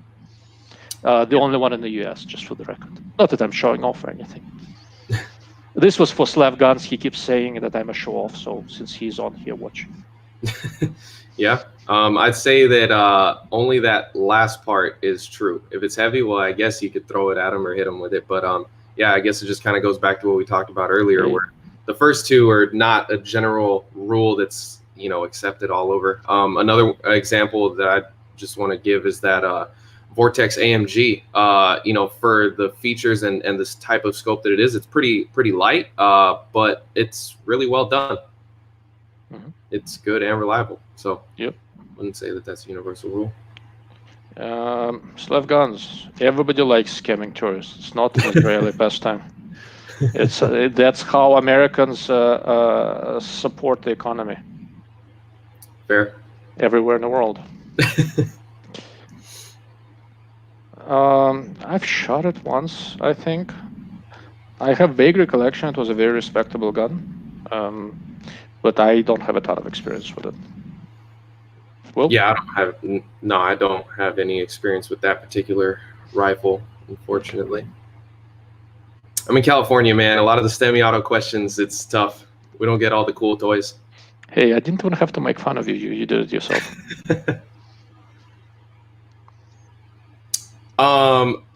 Yeah, man. So, okay, I'll tell you this much. So, yes, we do care about weight. The most important thing is you want your rifle to be balanced, because we shoot in such awkward positions. So like my setup, for example, weighs about 23.5 pounds. It's not that I chose 23.5 pounds specifically for my rifle to weigh that number. It's just that that's the number that it came in once I slapped everything on it with my barrel profile and my scope and you know, everything else together, that's what I needed to get the weight right in front of the mag well. So basically, I'm not going to show the rifle, but if this is my magazine, I want to be able to rest my magazine up against the barricade, and I just leave my rifle sitting there. And I'll back away from a barricade, and I'll leave it there, and it's not going to teeter forward or backwards. It's going to sit perfectly level. So all I have to do is get behind it, close the bolt, nice, easy squeeze on the trigger. Usually, most shooters are right around that 20 to 22 pound mark on a precision rifle. 16 and under, you're on the light side, and depending on what caliber, can make it really hard to spot your own shots, not necessarily from the prone, but from obstacles. That's the tough part. Rooftops, barricades, tank traps, chains, toe straps, like all those really awkward positions is where the balance and the weight makes a difference. Actually, I was having this exact conversation with, again, my buddy Phil, and the last match that we shot together, he was running a 6.5 Creed, and you know, he was saying, I asked him, I was like, hey man, listen, what rifle weight do you think a shooter shooting a 6.5 Creed with 140 grain ELDMs would need? And he said, honestly, man, I'd need like a 22 pound rifle. You know, if I was under 20 pounds, positional, I wouldn't be able to spot my own shots. And that's coming from a guy that's been exponentially more successful in the sport that I have. So it's it's a balance and weight combination thing. It's not just slap the heaviest thing on there. Because I've personally ran a 25-pound gun in a match. I ran it in one match and I hated it. It was too heavy. It was too cumbersome. And the rifle was so front heavy that on every obstacle, I was fighting forward pressure. So now I got to not only hold the reticle still on target off this barricade, but I also have to deal with the teetering, which is not cool. So, Will, you need to come visit me in New Mexico for a month. A month on my diet, you'll have no problem counterbalancing any gun made. Yeah, very fair, very fair. You know, Jacob Bynum down at Rifles Only says, "Oh, if that rifle's too heavy, get a gym membership, man." So yeah, I mean, specifically for competition, we want low recoil, heavy rifles. And fortunately or unfortunately, however you want to look at it, that's just kind of the way that the game is going. And if you truly want to be competitive, then, you know, if it is a little tough to wield around a 22-pound gun, man, to be honest, if you really want to be competitive, I gotta agree with Jacob, man. Hit the gym a little bit, you know.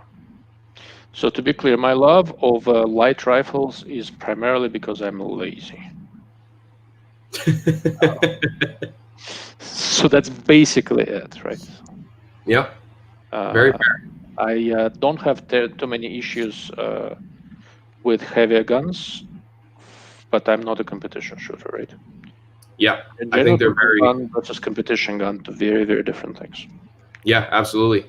Trust me, every time I go hunting and I get to pick up that, you know, 10-pound rifle, I'm like, oh man, I wish I could shoot this in matches. But, you know, then, you know, I go to a match and I see a guy that shows up with a, you know, 14-pound 6.5 Creed, and he's getting knocked all over the place in those awkward positions. And then, you know, it's just the precision rifle sport is such a niche in terms of rifle requirement that, you know, when I first started precision rifle shooting, I wanted a do-it-all rifle, right? I wanted a rifle that I could take out hunting and then still do well in matches in. And I spent so much money trying to find that perfect balance until I spent so much money, I realized that perfect balance doesn't exist.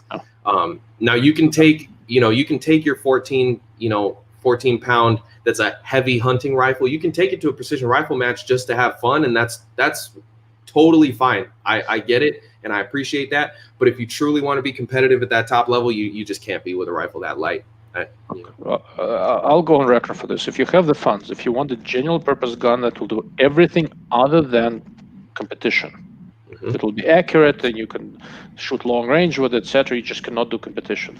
Get the Fix by Q. Yeah. Still probably the best compromise because it's lightweight. You can and I can weigh it down a little bit and all that, but it is not a competition rifle. Right. And they did design it to be a competition rifle, right? But it does everything else well. Competition rifle kind of has to be separate. Yeah, definitely.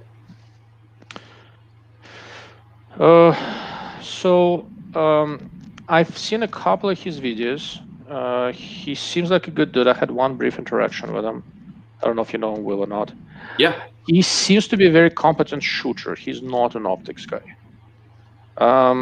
I don't like it when he starts getting into the optical stuff that he doesn't fully. Here's the catch, right? So a lot of these optics things, and correct me if I'm wrong, Will. Your take on this is a little different, maybe. Optics, practical optics, is not terribly complicated, but it is different. And a lot of the common sense you get from the other things you do when your regular life, they're not hugely applicable to the optics world. You kind of have to approach it with an open mind, and there are some things to learn. But it's different, but it's not terribly difficult. Most really good shooters who talk about rifle scopes, they take an approach that their expertise transfers, and it really doesn't. Yeah. I think that's basically that. Yeah. And just to, I guess, kind of bring another side comment into that. So yeah, I've seen his YouTube videos as well. You know, I'm always watching scope reviews from other guys and stuff like that too, just to hear different takes and maybe something I missed, something I didn't, stuff like that. I think there's a big misconception, fortunately or unfortunately, with some of these different manufacturers that equate a good shooter to a knowledgeable, I guess in this specific case, optics guy. you know, I've seen good shooters approached by optics companies to do reviews and stuff like that. That I've seen it on both hands. They'll say no, because to be honest, I don't know enough details about rifle scopes. I just know what I personally like, and that's it. And then I've seen other guys say, yeah, you know, bring it on. And then you end up with some of the videos that we see that just, they don't make sense. Welcome to my blood pressure problems. Okay. But that's the thing. I don't like to badmouth people, T-Rex being the exception, because he's just a jackass.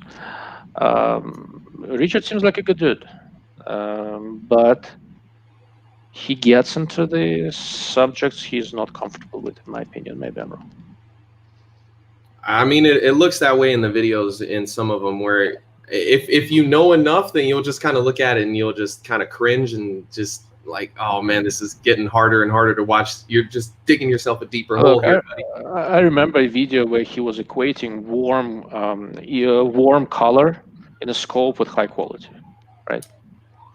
Yeah, that's tough. It's like there are little cues that I see.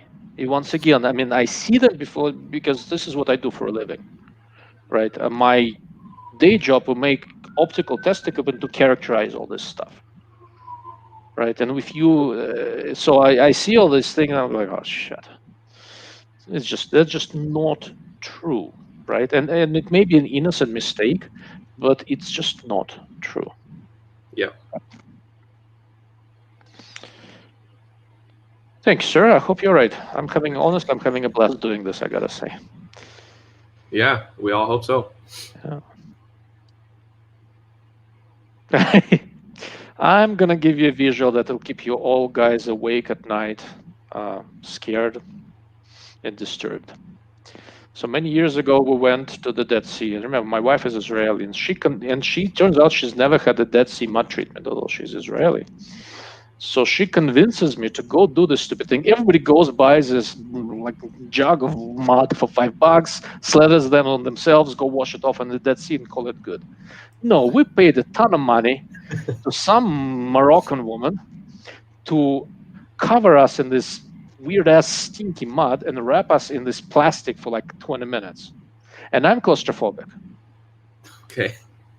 Okay, so I finally claw my way out of this stupid thing that makes me look like a muddy mummy, like in the Egyptian things. Here's the visual you will try to unsee.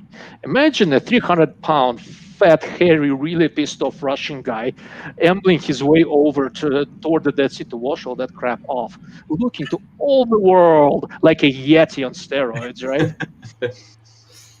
Oh, so it was such a miserable thing. I'll tell you. But yeah, that's one of the tourist traps. So they do a bunch of cosmetics and stuff out of those Dead Sea minerals and all that, but mud is just mud.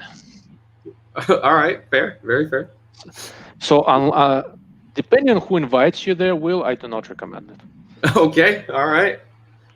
Noted. Okay. So Delta Striker, there are a few people in the US beginning to carry them. Edgun West is probably the most common right now, but they'll probably have more retailers soon. There are a couple more. I don't remember the name. I'll pull it up. You know, I have a community board on my YouTube page, or I have a website, darklordofoptics.com. Shoot me an email or a message, and I'll pull up and tell you who sells them. I don't remember offhand. Okay. Fat Rex? I didn't know he was fat. I thought I was the only fat optics reviewer. More competition again.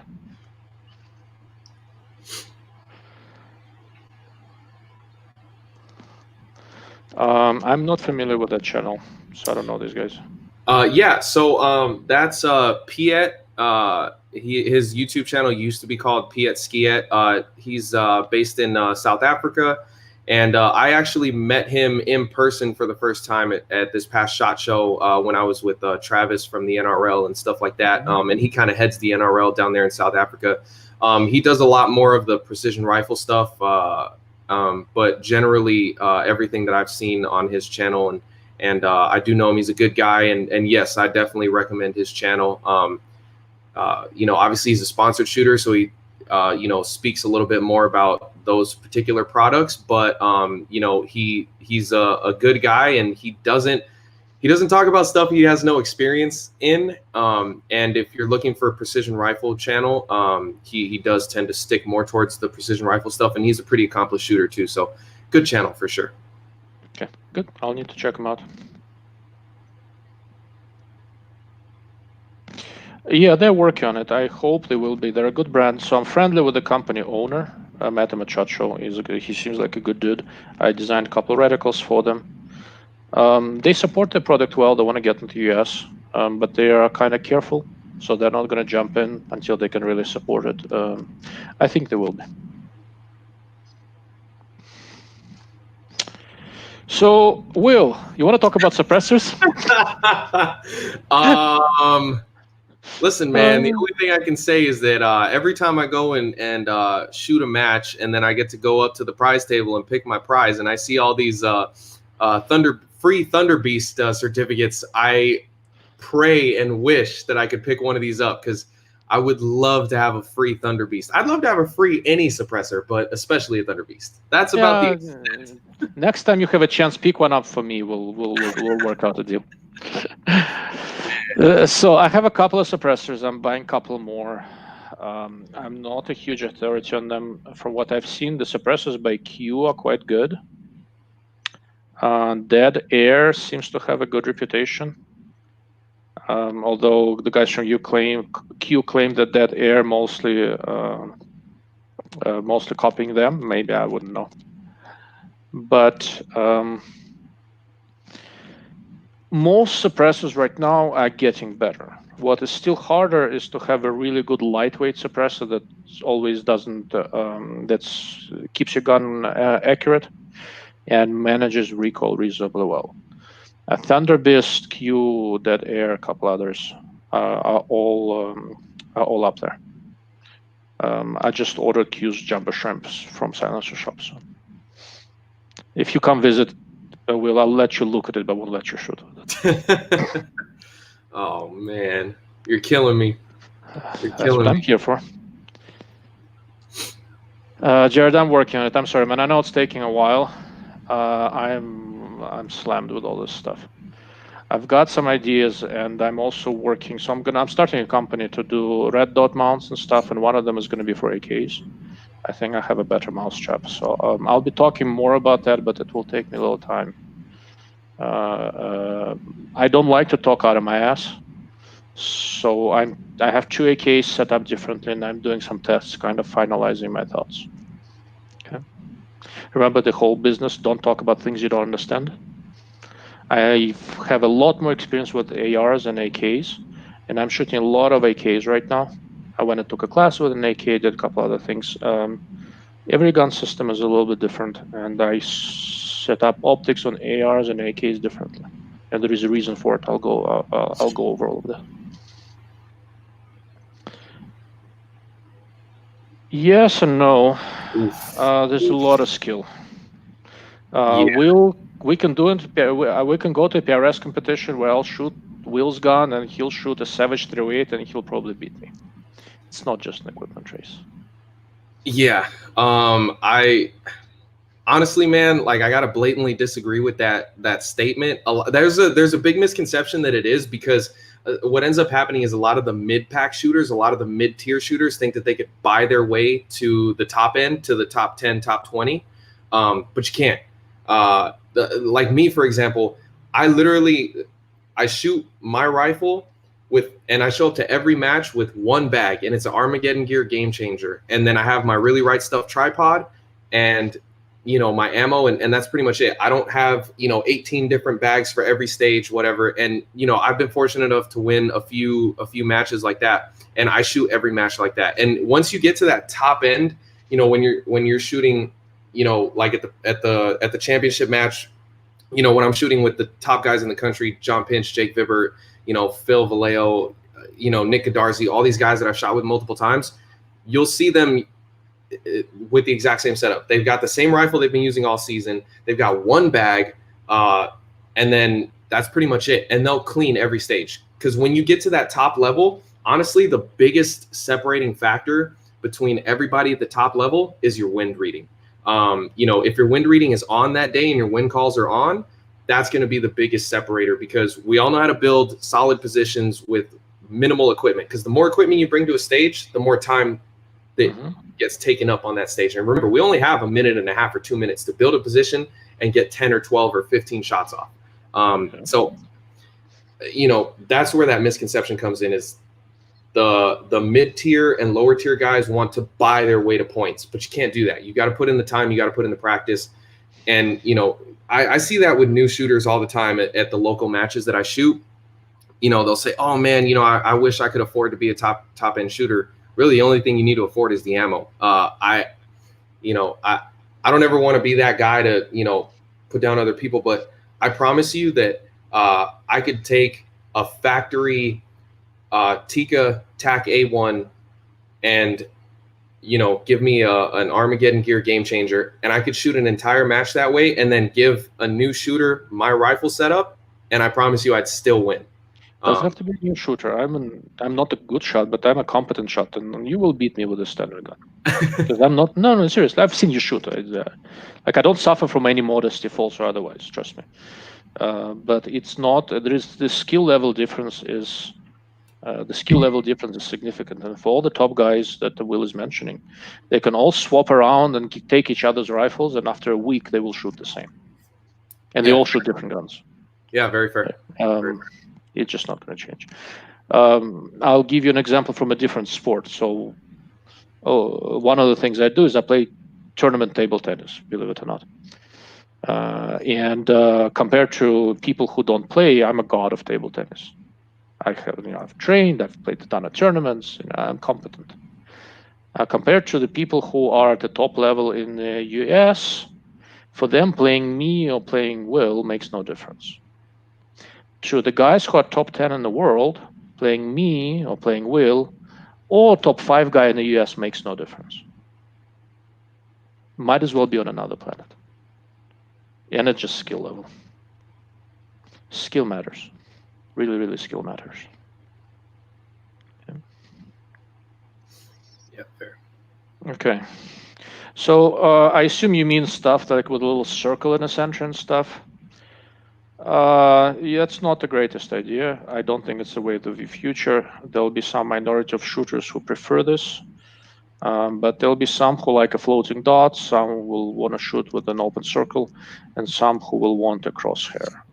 I can use all three in reasonable comfort, but there is no one thing that's the wave of the future. There is enough variance in human perception. Human perception, you know, people don't understand how complicated human perception is. You know, I'll show you. This is in my desk at all times. This is, you know, it's probably like a first-year grad level book, maybe last year undergrad book. It's a guy from MIT who's kind of wrote the thing. And that just scratches the surface. And how we perceive and how we aim varies substantially. Our visual cortex, our vision system, in many ways evolved because of aiming, right? We are aiming animals in many ways. But aiming with a reticle is not natural, so we'll all translate, and everybody's brain will do this a little bit differently. Okay. But these kind of physiological differences in vision will dictate which reticle appeals to you the most. Comments? Yeah, I mean, you know, I've shot with all of them. I guess probably the most common open center was the Razor Gen 2 with that EBR2C reticle that had the little open center. Yeah, I shot that for a while, and I didn't mind it. Yeah, I don't know. I think it's, for me, I think it's kind of a personal preference thing to some extent. Although the large majority of scopes that I see now are going towards a floating dot in the center, you know, and the size varies depending on what reticle and scope company you're looking at. Yeah, Alex, and once again, if you're a competent shot and you know what you're doing, you can shoot with almost all of them, right? So keep that in mind. Okay. Yeah, they all do. I make fun of them regularly. Okay, more. So I don't know enough about suppressors at this stage. I'm gaining some more expertise. Ask me in a year. I've got, I think, 4 suppressors going through. Yeah. Okay. Yeah, decibel renting, decibel reduction depends on how you measure. Cans is completely separate can of worms. So. Okay, I'll switch into Russian for a moment. Я сделаю еще несколько видео на русском. Если честно, у меня просто не хватает времени. Но спасибо, я что-нибудь запишу. Если вас интересует определенная тема, поставьте в комментариях. У меня целый список, я добавлю.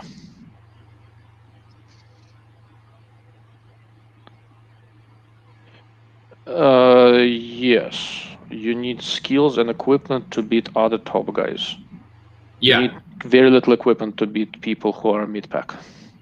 Yeah, definitely. And the only thing I'll add to that is once you truly reach the top levels, typically you've already spent so much money in the sport that you either already have all the top equipment or you've got enough sponsors that you get top equipment for a pretty decent discount. So, you know, kind of by that point. Yeah, so the more is that. So Max is a USPSA shooter, I think. Yeah, kinda. I mean, it varies, but yeah, you're right. Ooh. Wow.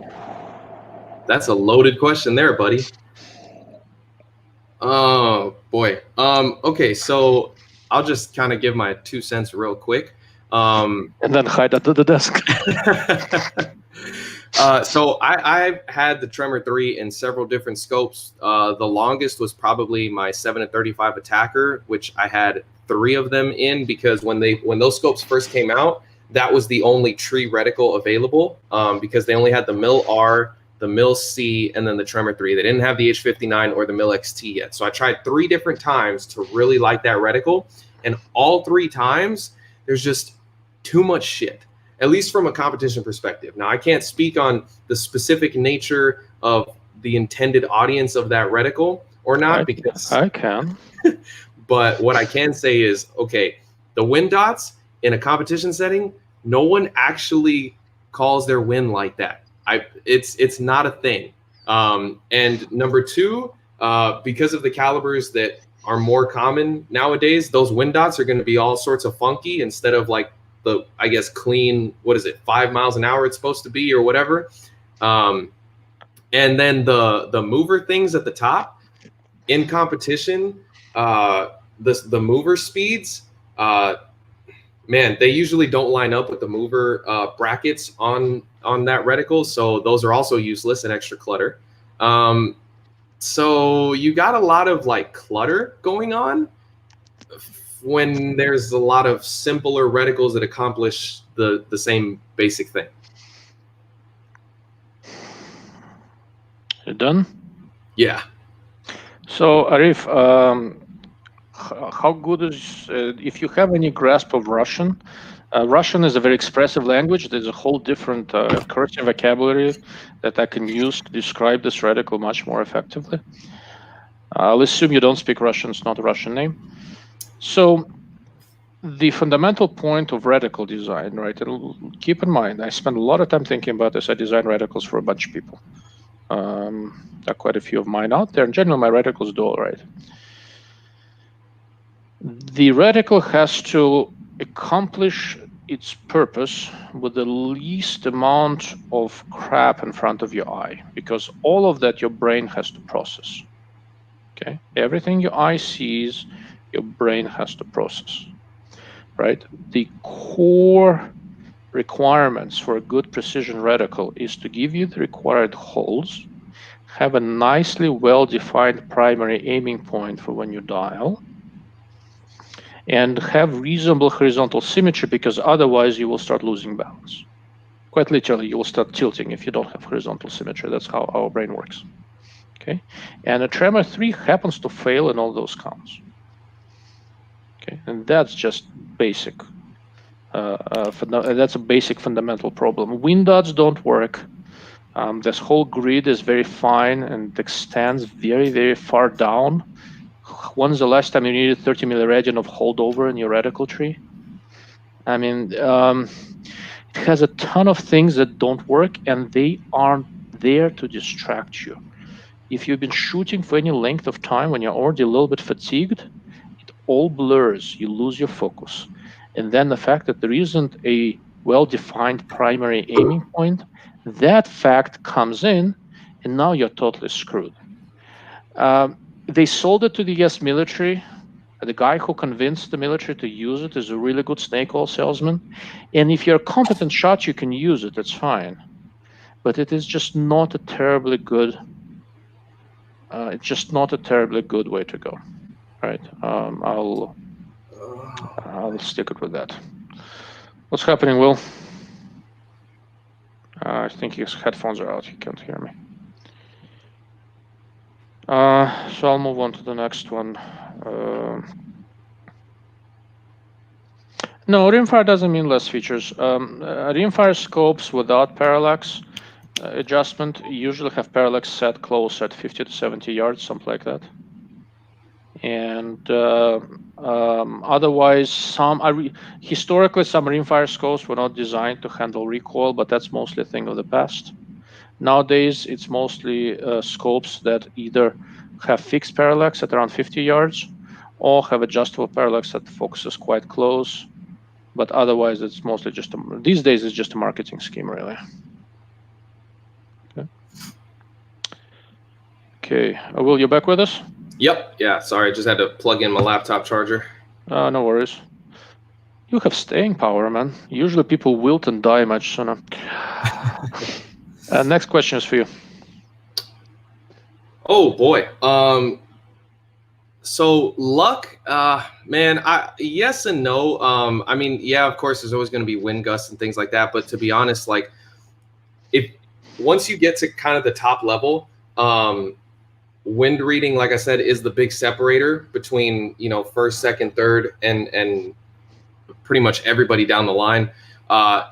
You have to be basically good enough to read wind on a shot per shot basis. So like, for example, if I'm out there and I'm shooting off a barricade and my target is, you know, 500 yards, I'm not only watching what the wind is doing at the target, but I'm watching my trace through the scope, right? So I'm watching the bullet, and you can actually start to see this thing kind of come in and be able to call wind off of that. Obviously, the further the distance, the easier it is. So, you know, 1,000-yard prone, you can basically have an idea, because what happens is there are some targets that are maybe set up on the crest of a hill, or, you know, there's mud around it, basically things that eat up the bullet splash. So you have no idea where it went. So if you can't see the trace, you have no idea if you missed left, right, up, down, nothing. And obviously you don't get any help from any spotters or anything like that. So yes, luck is a little bit of a factor. Maybe you just lay down at the time that the wind dies and you don't have to hold very much. But for the most part, you have to develop the skill to be able to read all of that on the fly. I've shot a stage of 10 rounds where I've had 3 different wind calls in 10 rounds, from, you know, half mil left, half mil right to dead center with no hold, all in 10 rounds, because the wind picks up, switches, dies, you know. So I don't have too much to say about wind. It's more of a Will's thing, but I will say this. If you really want to figure out how tricky wind is, go shoot with David Tubbs sometime. I'll have him spot for you. It's an experience. Okay. Yeah. So, yeah, I mean, you need, yeah, there's difference in gear. Gear won't do shit without skill. And why everyone shoots CZs. You know, it's not my game. I was under an impression the biggest reason why everybody shoots CZs is that they have the biggest capacity magazine, but I could be wrong. Once again, not something that Will in California knows anything about. Oh man, 10, more than 10 rounds exist? I have a 15-round magazine in my compact Glock 48. I'll send you a picture. Okay. So there are different opinions on this. So I'll cover this. You can add something if you'd like. Me personally, I prefer the center being illuminated compared to the small part of the reticle. And there is a reason for it. Part of it is practical. So there are two reasons to use an illuminated reticle. One is that you are in truly low light, night shooting, that kind of stuff. And another one is that if you're shooting during the day, it's just a dark background. We need just a little bit of illumination to make your reticle stand out. For case number two, a whole reticle or a significant portion of it illuminated gives you more to work with. But in very low light, it's very difficult to get a reticle illuminated so thinly and evenly and so softly that it does not ruin your night vision. And I happen to look through scopes at night a lot. So just from practical considerations, it's much easier for me to get a scope with a very small portion of the reticle illuminated that does not mess with my night vision. So I am willing to take the hit during the day, and I prefer only the center or small part in the center illuminated. But it's very much a personal choice. Yeah, so I guess I can touch on this from the competition side a little bit, in that there are certain PRS NRL matches that are at night, and those are super fun. Obviously, an illuminated reticle is pretty much a must, otherwise you won't be able to see anything. And in a specific use case like that, I would definitely prefer more of the reticle illuminated so that I can have some sort of wind call, because if only the center is illuminated and I need to hold wind, because nobody dials wind in matches, then obviously I need some of that. What would be awesome, and off the top of my head, I don't know if anybody does this or not, what would be awesome is if you had a simple tree reticle, and when you turned on the illumination, only the main vertical and the main horizontal were illuminated, because then that way I could dial my elevation, but I'd still have a reference on the illumination to hold my wind. Sigam DRT6 and A128 does exactly that. It's a very good way of doing this. This Leica PRS actually does not illuminate the tree, only illuminate the primary stadia. And I'm trying to convince a couple other people to basically illuminate a portion of the reticle, so it's kind of like a crosshair in the center, not just a center dot, and a couple other holes for wind, because I do agree with that. But what I don't generally want is a whole tree illuminated, because I sometimes hold, sometimes dial.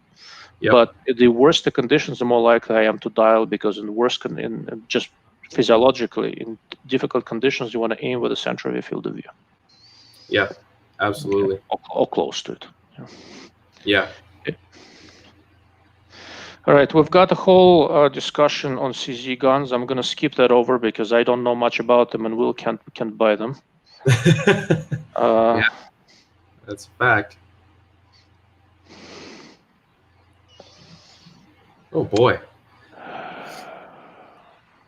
I think that's like that. Honestly, I think for the most part, that's a purely personal preference kind of thing. You know, I like simple tree reticles.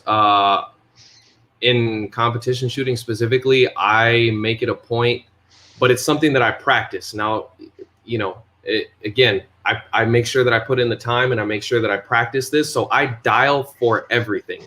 Again, that does a couple things. One, it always puts me in the center of the field of view. So if I miss, I have more area to work with to see my shot. And two, typically, especially on wobbly barricades and stuff like that, dialing is more accurate than holding, because if I've got to hold, 3.7, I can bracket it, sure, but now I'm kind of bracketing on the bottom of my field of view, as opposed to let me just dial 3.7 and I've got the main center of my crosshair.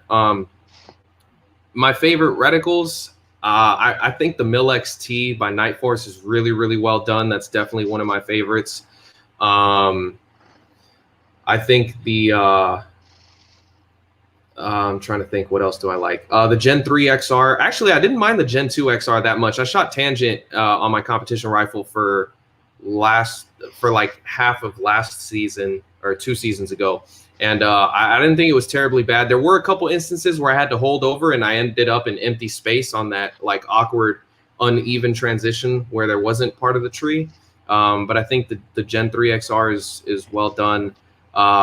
Just kind of anything in that sort of area right there. I think the Minox reticle is pretty well done, that MR4. I think they could all use tweaks. In my Z comp, I run the Impact 2 reticle. You know, I don't know that there's necessarily a perfect reticle out there for me, but largely it's going to be personal preference. To be honest, man, I know some guys that do well with an H59 and a Tremor 3, and I don't like either one of those really. I mean, yeah, if you put a gun to my head and told me to use it, sure, I'll learn to use it, but yeah, it's personal preference, I think. Well, I mean, a couple of things. Then on top of it, there's a lot of value in familiarity, right? If you were stuck with Tremor 3 for a year, you'd be totally fine. You'd learn to use it. So I like somewhat sparse tree reticles. Unlike Will, I do hold over and hold under. So if you look at the evolution of my reticle designs, I mean, they've kind of been changing, not based on what I think people will buy, but based on what I like, right? So I'm very fortunate that I had an opportunity to design a reticle that I want, right? And they change a little bit every time. My latest is the March's FMLT R1 reticle, and that's probably my favorite overall because I designed it for me. I mean, basically, with some limitations of specific design they're putting it and all that. I like Gen 3 XR. I like Milex steel, though it goes down more than I like. I don't need that much tree. I prefer to keep things toward the center. Delta's LRD 1T reticle is very competent. There are more and more good designs. There are some that are just plain weird. I don't like Horus. I don't like Leica's PRB. All general purpose competent reticles I like. If you were to put a gun to my head and make me pick 3, I'd say so the FML TR1 that I designed for March, Tangent's Gen 3 XR is a very natural reticle for me, and Schmidt's GR2 ID, that it is grid reticle. I liked it far more in a scope than on paper. It's a little different, but it's a very intelligent design. I think you saw it with me, right? Yeah, I did, and I've since seen it at a few matches. And that I agree with you. That's definitely one of those that I like better in person than on paper. Because I'll be honest, when it came out on paper, I thought it was terrible. Then we went and looked at it, and I liked it more than you did because it fits the way I shoot a little bit better. But that's I don't dial everything like what you do. So okay. Ooh. Exactly. Very timely.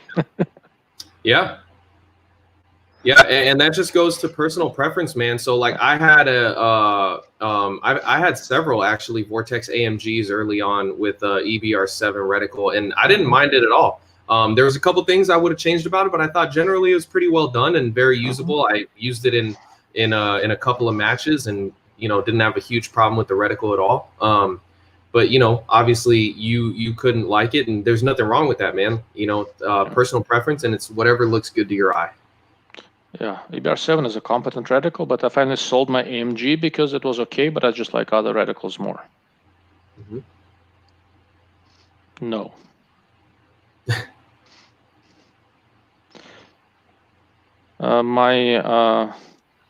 My phone ring is a melody from a little video clip called "Thanks, Smokey." Okay, look it up sometime. Yeah. Thanks, Smokey. It's a short little 3-minute movie type thing, like a short clip. Yeah. If you don't find it, let me know. I'll send you a link. Sounds good. Yes, I did, and that's been quite successful for me, Opta. So I'm pretty happy. It's a somewhat basic reticle. The designs I did afterwards are to add a couple other minor things, but overall it worked out well for me, Opta. I'll be damned if I know. Yeah, I mean, to be honest, that could end up being a long-winded answer, but to make a long story short, I think that the RPR was huge in that it kind of gave people the feeling like, hey man, I can buy one of these and go out and compete. Now, personally, I think that the production division, which is what the RPR was originally, kind of was spawned from the RPR, the production division as a whole is just completely broken. It's absolutely terrible and needs to be removed. But I think it helped grow the sport a lot because you saw all these other companies come from that. Tikka A1 came from that as a competitor. And then Bagara came from that as a competitor. I'm trying to think who else has them out there. Even Remington made their own production chassis thing. I threatened to call it a rifle, but I mean it's got a barrel and a trigger, I guess. But yeah, I think it was super important in that companies started focusing on something affordable for a guy that didn't want to spend, $4,000 plus on a custom rig right off the bat, which is huge because there's a lot of sticker shock that goes into precision rifle shooting and just long range shooting in general. When I'm sure Ilya remembers, you go to a place like our local shooting range here in LA, Angela's shooting range. And I would say that 95% of the shooters there are just casual shooters where, they come up and ask you how much you spent on your scope and you tell them, and then they look at you like you're crazy, like like you're a serial killer. Well, you are crazy, not a serial killer that I know of. But yeah, so yeah, I mean, it was absolutely huge. Now, and I actually had a Ruger RPR in 308 when they first came out, but I still think that they've now been surpassed. I think Ruger as a whole, that RPR line, they had a lot of revisions and they were plagued by a lot of issues. I don't think it's terrible, but I do still recommend some of the newer offerings from some of the newer companies, especially Tikka, over Ruger. But just in general, that concept was absolutely huge. Yeah, so concept was huge. Ruger did a good job with it. It is a little crude. There are too many sharp edges and all that. And the stock barrels, they had the first batch was really good, and then it went downhill. Tikka barrels always consistent. I don't know how they do it. Okay. All right. Max is schooling me on USPSA, and that's his game, not mine. Yeah, okay, that sounds reasonable. Yeah. $100 mags. Okay, I'll pass. Maybe I should try that one, actually. That could be a lot of fun. I'd get my ass whooped, but I'd have a blast. You should try PRS, Max. I'm thinking of doing like an RL22 or something like that. I'm teaching my kids to shoot. I got a nice rimfire, I'll Tikka T1X. That is very, very accurate. And when things restart again, I'm going to try to do an RL22 you can do with rimfire with the air guns, and I also have a very nice FX air gun. And I want to do that, and I want to get my kids into it. In terms of challenge, shooting far away with rimfire is plenty challenging enough. Yeah, absolutely. Probably NRL22 is a lot of fun. Yeah, absolutely. A lot of the top shooters, we all shoot NRL22 because it's a lot of cheap trigger time. And I mean, man, honestly, shooting a 22 out to 300 yards will teach you some really good wind calling. Oh yeah. Sure. Like I said, why do you think I shoot subsonic blackout to 700? Yeah, yeah. And because at this point the bullet drops like this, basically. It's like diving like a ballistic missile.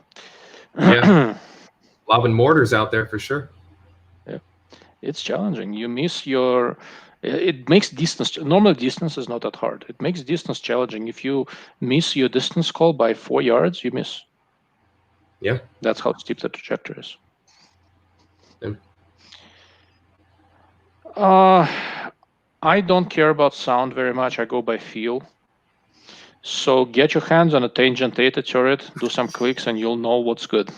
And then you'll be ruined for life. Yeah. Because they redefined what a turret should be like. They changed the entire industry in terms of what a turret should be like. Yeah. And to counter that, I would say if you don't want to spend that much money, don't play with a Tangent. It's probably safer for your wallet. As far as between all those, honestly, personally, I mean, I would rather have if I had to choose, I'd rather have clicks that feel a lot more defined than how they sound, because nobody wants a mushy turret. Obviously, if you could have both, I think that would be, at least for the precision rifle game, ideal, because you have an audible and a tactile indication of something moving. But as long as they're not mushy, man, that's the main thing. Yeah, I'm with you on that. So I'm friendly with the guy who owns Tangent Data, and you remember Andy Weber? Yep. He finally retired, spending a lot of time at his lake house. Well deserved, man. He's a good dude. I like him. He's he's a real gentleman. You've met him. Yeah. He's an interesting dude. I think you had an interesting experience. You sent a scope in, something was wrong, and he called you to talk about it. Yeah. So it was my tangent with a reticle that I thought was canted. So and funny enough, I had a match coming up, and so I sent it out. I didn't expect it back before the match, so I was already getting my backup scope ready, mounted up, and he calls me and says, "Hey, I've got your scope sitting on my desk here, and I just wanted to see what your testing process was that made you feel like the reticle was canted." And I explained to him, and he said, "Okay, well, I've got it sitting here, and I've tested it, and the reticle is not in fact canted, and stuff like that." Super awesome guy, and I was just completely in shock that the owner, not some sales guy, not some customer service guy, the owner of this company took the time out of his day to call me on a Thursday morning at 10 a.m. from Nova Scotia. And then on top of that, I'll never forget this. I didn't even say anything, but he ended up overnighting the scope back to me. It was on my doorstep Friday afternoon from Nova Scotia to California. And I had it in time for the match. I was like, that's the most unreal customer service. And I did not ask for any of that at all. Well, to be fair, the ZCO guys who you work with, they work on the same blueprint. I mean, they're good. Yeah, I'm friendly with Jeff Huber. I mean, they stand behind their stuff. They want the customer to be happy, but they're also shooters. So Andy Weber, from Tangent, he won the Beastly once or twice in UK with a 3-15 Tangent Theta. Yep. Like when they made the 30mm 3-15 model, the only reason they made it is that he wanted one, so he got the first one and I got the second one. Awesome. Still have it. That's my Tangent that I love so much. Yeah, those are awesome scopes. Okay. Kestrel. Oof. I use a different wind meter, but do you use a Kestrel or what do you use? Yeah, so I use a Kestrel 5700. Do you really need one? No. I know a lot of top shooters that just use a phone app. There's a lot of great phone apps. And to be honest, man, like if you're, at least from the precision rifle side, you can just ask somebody that does have a Kestrel, like, hey, what's the wind reading? But in large part, man, it's mostly downfield observation, right? Because the Kestrel only measures wind where you're standing. And if your target's 500 yards away, there's a lot of wind in between you and that. So, most of us use the Kestrel just to get our ballistic data, our drops and stuff like that. And then from there, we'll just observe downrange. We'll watch grass, we'll watch mirage, we'll watch a bunch of different things to kind of get a kind of wind bracket, like, okay, it looks like on the low end, it's a 10 mile an hour, and on the high end, it's a 15 mile an hour. And if you plug that into your phone app, as long as you have good information that you put into your phone app, it'll spit out. Because I have like 4 different phone apps I use as a backup that I compare to my Kestrel, and they all line up the same as long as I'm putting in the same information all the way around. So do you really need one? No. Do I personally use one? Yeah. Just because I don't trust my cell phone, I just have this gut feeling that the one day that I show up to a match relying on my cell phone of all things to give me my ballistic information is going to be the day that it shits the bed and I will not be able to recover. Kestrels are definitely more rugged than a cell phone. I will tell you that much. Okay. 2 points. 1, you just lost all right to call me paranoid. 2, better solution is coming. I'll leave it at that. I appreciate that. I appreciate that for sure. That's for you, Will. I mean, I know what you think, but I think Oof. you. Yeah. So production division, the reason that it's broken, man. So originally it was intended for new shooters to get into the sport, right? So you were on a restricted budget, so they kind of came up with arbitrary numbers. First of all, about this should be the limit of the cost of the rifle, and then this should be the limit of the cost of like that really matters, because there's plenty of top end guys like Dave Preston that are sponsored by Vortex that are winning matches left and right with a Vortex Gen 2 Razor. So, you know, the fact that the next guy over has got a Tangent and he's got a Gen 2 Razor, he's still kicking everybody's ass too. So, but the main reason the production division is broken is because you had pros that are sponsored by companies that want to make a name in production shoot the production division so they could get the production division trophy so it looks good on the resume. But in reality, they're not even shooting production guns. So I don't want to be this guy, but I have to be this guy because I'm honest. There's a company in particular that was, their rifle was brought up earlier about how it changed the game, and one of their pros shoots in the production division. The problem is that his production gun is the only thing that's production left on that gun is the logo that's engraved on the side of the chassis, and everybody knows it. Everybody that's in this sport knows it, and everybody's pissed about it. And I'm not saying that he's cheating or anything like that. Please don't put that out there, because he's technically shooting a factory rifle. The problem is that his factory rifle was looked over with 10 fine-tooth combs and not the one that was picked off of the shelf at Bass Pro Shop or Cabela's like you or anybody else is going to get.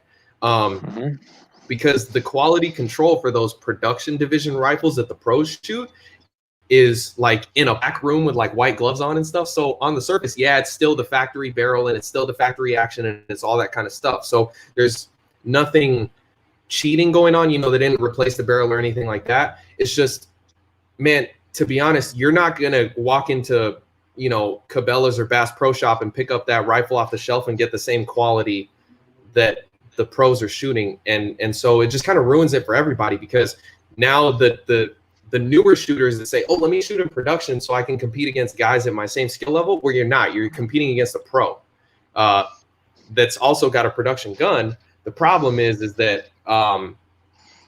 he's not shooting the same production gun that you're shooting, even though they say the same thing on the side. And he's a pro on top of it. Yeah, and he's a pro on top of that. So, you know, it's tough, man. Realistically, like I always tell new shooters, I'm like, yo, don't think about, oh, I want to shoot production division. It's just not a thing. Just shoot open in whatever caliber you want, and if it happens to fall into production category, cool. If not, it is what it is. Okay, Fu, I think he just went to sleep.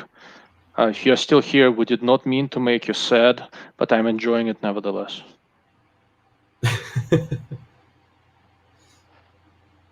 Striker. Zeiss is doing weird thing. I don't recommend them right now. The high-end Zeiss is okay. It's good. Mid to low, they're doing weird shit. If you're shooting precision, get the Striker. You've got nice RPRs. I haven't seen that in quite a long time. And I don't know what group sizes you're shooting and all that, but that is very good for RPRs in any caliber. I've seen them throw this kind of stuff occasionally, but if you're talking about aggregate of all like 20-shot groups like I used to do with Desert Tech, I've never seen that out of an RPR. Outside of that, maybe that one sponsored guy. So.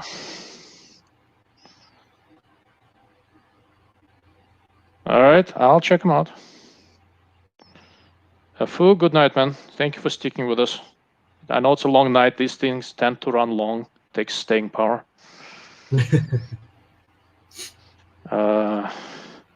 Joe, you here. Thank you for watching, man. Always entertaining. So, Joe, I've got, if you're still here, I've got my Dark Lord of Optics logo whiskey glasses coming next week. I'll send you one. Nope. That is what Trigicon has called Ventus, and it doesn't work worth shit. Oof. Nothing else on the record. But, just think about what I do for a living.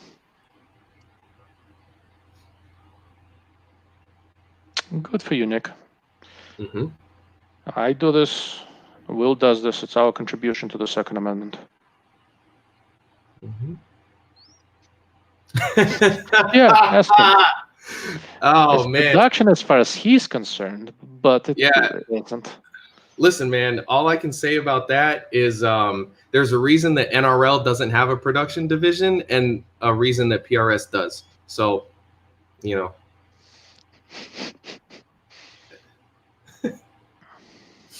Yeah. Yeah, it's a rough one. Yeah, same business. I've seen a lot of Berettas. Well, I don't like Berettas, right? Yeah, there's probably like 2 Berettas that shoot like his, and he's got them both. No others exist in this world. And that's just for mechanical reasons. If you have engineering background and you look carefully at how 92 Berettas are designed, you can only be that accurate and that consistent if it's hand built.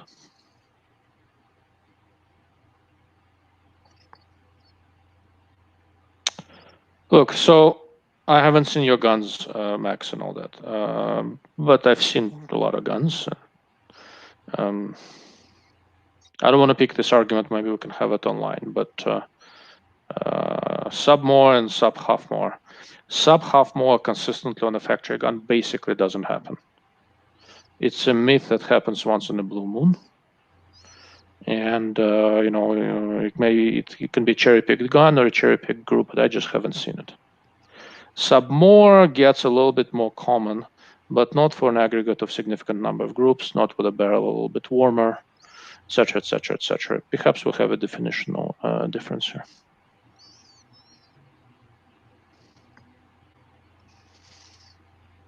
Yeah, maybe, I'm not so sure, but I'm gonna say something a little unpopular, right? So on the internet, everybody's guns are sub half more, right? Yeah. And so the guy with left guns, his name is Max. He can actually shoot, right? So it's entirely possible. That one I'm not really questioning. But somehow, so I've been on a lot of different forums over the years, and I've shot with a lot of different, and I've met in real life a lot of those people.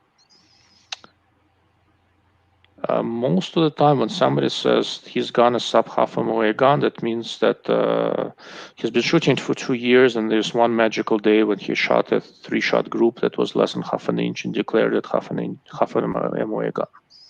That's usually what happens.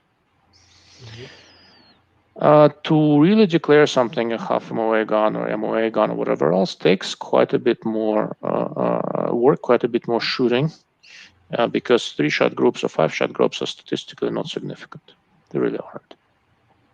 Okay, That's just the case. So most accuracy and consistency claims I see on the internet, I basically ignore. Right. Remember, earlier in the podcast I was talking about my Desert Tech 6.5 by 47. I had a 20-shot group that was 0.8 MOA. That cannot happen as a fluke. That had to be a good barrel. Right. And I'm not the greatest shot. The barrel may have been capable of better, but I'm not. That's as good as I can shoot on a really good day. Okay. Less than half MOA statistically for significant shot count for a run-of-the-mill barrel, not happening. Just not happening. Okay. How accurate is your gun, Will? Your competition gun, 6BR? Man, it's amazingly accurate. So I guess the biggest testament to its accuracy is in one of the matches, they had a shot marker stage, and for those people that don't know what a shot marker is, it's basically I don't know, it uses like sensors, so you can put it on a paper target way out there, and it'll read your group size back to you on an iPad. Long story short, there was a stage where we had to shoot 600 yards for groups. Obviously, it was timed on the clock from the prone. I ended up winning, shooting the tightest group. It was 2.18 inches, I believe it was, at 600 yards. I think wind was, I was holding 0.8 for wind, so that'd be about a 7 to 10 mile an hour wind. So, and I wasn't, you know, I was on the clock, so it wasn't, you know, it was under a little bit of stress, not, you know, just a fair weather day at the range. So it's a very, very accurate barrel. Now, I will say that I have two 6BR barrels, and this particular one, even though they're both Bart line, is a little bit more accurate than my other one. And I've fed them both the same ammo, 105 Burger hybrids, Lapua brass, you know, CCI primers, Fargate powder. But this particular barrel is a little bit more accurate than my other one. How many factory guns have you seen that are less than half MOA? Man, I think the first problem is that what's your definition of half MOA in terms of consistency, right? So kind of like you touched on, everybody on the internet's got I've got a quarter MOA all day rifle. Well, if you tell me that your rifle is quarter MOA all day, to me, that means that I could pick it up on any random day under any random conditions, and provided you're a good shooter, you can go out and shoot a quarter MOA group 9 times out of 10. And then the one time that it didn't is because you pulled a shot. From a factory gun, that's not something like an AI or a Desert Tech, that's basically a custom barrel. Conventional guns, most Tikkas with heavier barrels are legitimately about 1 MOA or so, or thereabouts. Yeah, so the and Tikkas, it is very good. It is very, very good for a factory gun. Yeah, so the Tikkas, I think, to me personally, are the most consistently accurate factory rifles out there. From my experience, from seeing them at matches and range time and messing with them and things like that. And I would say probably 7 out of 10 of them are three-quarter barrels, like true three-quarter MOA barrels. Maybe you get a half MOA barrel in there if you get a really good one off the shelf. But I would say Tikka barrels, even as the most consistent, are still typically around three-quarter MOA, which for precision rifle shooting, I just want to tell people that's more than enough to hit targets. That is true. Okay, let's see. There's a whole discussion there with Max. Yeah, look, you got very lucky. Happens to everybody. All I can tell you. Sub-MOA on every trip is very lucky. I'm not sure what you're talking about, Gilberto. I think he had referenced that ARC CeeLo chassis. Oh, yeah. Mm-hmm. Okay.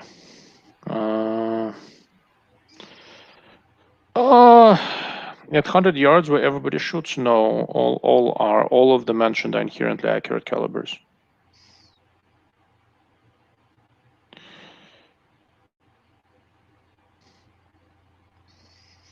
Yeah, look, so this range where Will and I used to shoot in LA called the Angeles range, it's a very, very busy range. A bunch of people come in. And it's Los Angeles, right? So a lot of people with disposable income. You saw AIs and all that sort of stuff.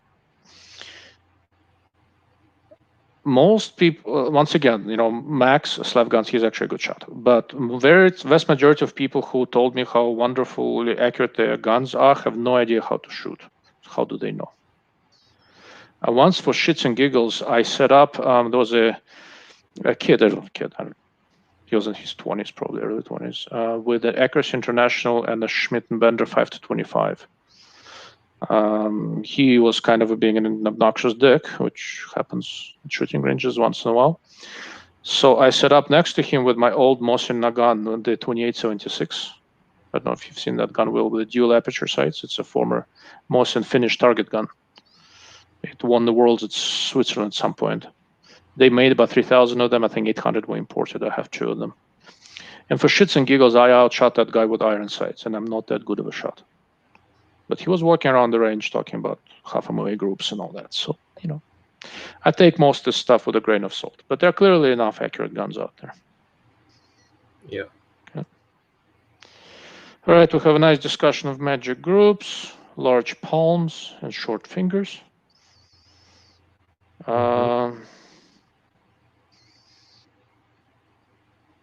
Bingo. Yes, that is very, very true.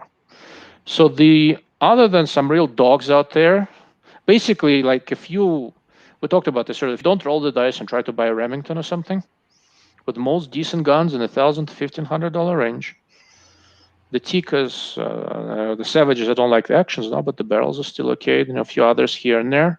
By and large, the shooter and the stock fit are the two things that are going to screw you over, right? Assuming you don't have one of those Remington lawyer-approved triggers.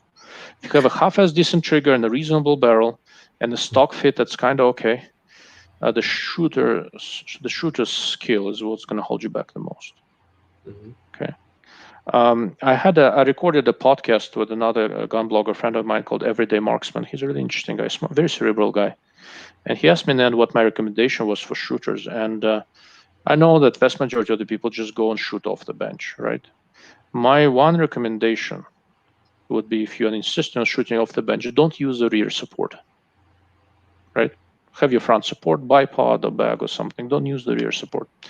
Rear support is your shoulder. And just shoot that way. And you will find an absolutely remarkable difference in flyers, right? And the skill you will develop out of that, other than breathing, you will develop the skill to call flyers. And it's a very, very important skill to have, because if you are able to call your own shots, right, this is the first big step to being able to actually know what you're doing.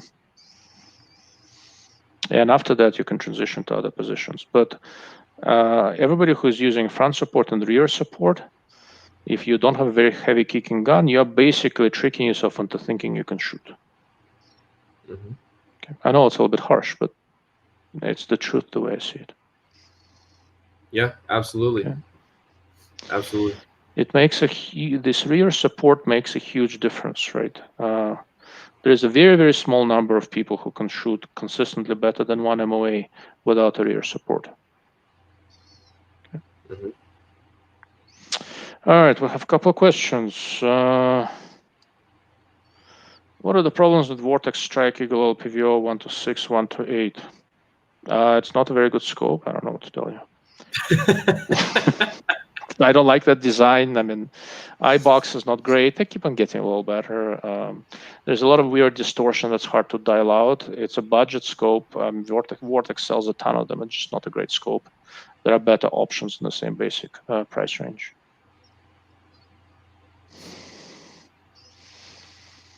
They're good guns. I mean, Christensen builds a good gun. Okay. So. Yeah, I mean, if you're happy with the way it shoots, man, yeah, there's nothing I can say about this. But Christensen builds a good gun. 300 PRC is a good caliber. If you can shoot it well, nothing to. Yeah.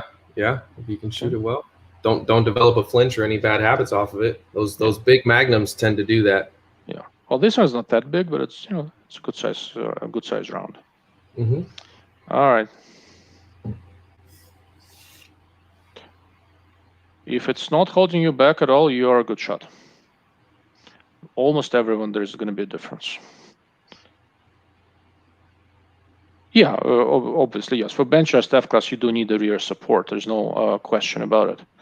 But for normal people who are just shooting at the range, the biggest mistake they make is that they effectively using a gun vise, lead sled, dual supports and all that. You don't really understand what your body and the gun do with recoil if you don't do that. Christensen early had serious issues with barrels. I know that. I'm not terribly familiar with their rifles. I know their barrels got better. I still think proof is better. I have a couple of Christensen barrels, but I don't know what's happening right now with 300 PRC. So Max says there are a lot of issues. I haven't looked at it too much, so there you go.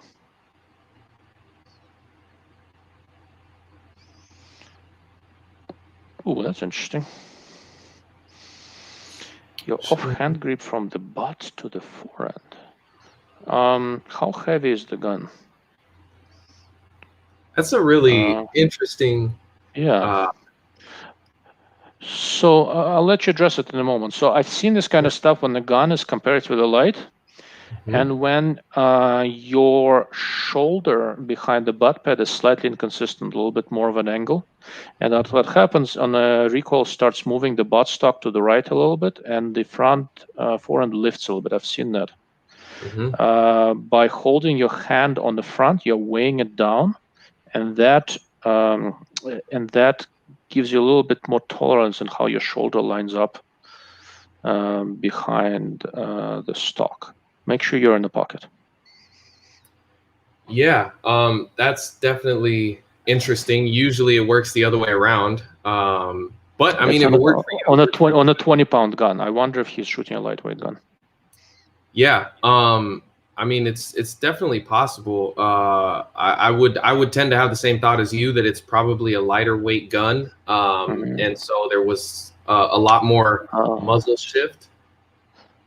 There's one other possibility. If he's shooting a gas gun, especially a large frame gas gun, you need to hold on to them a lot more than smaller stuff.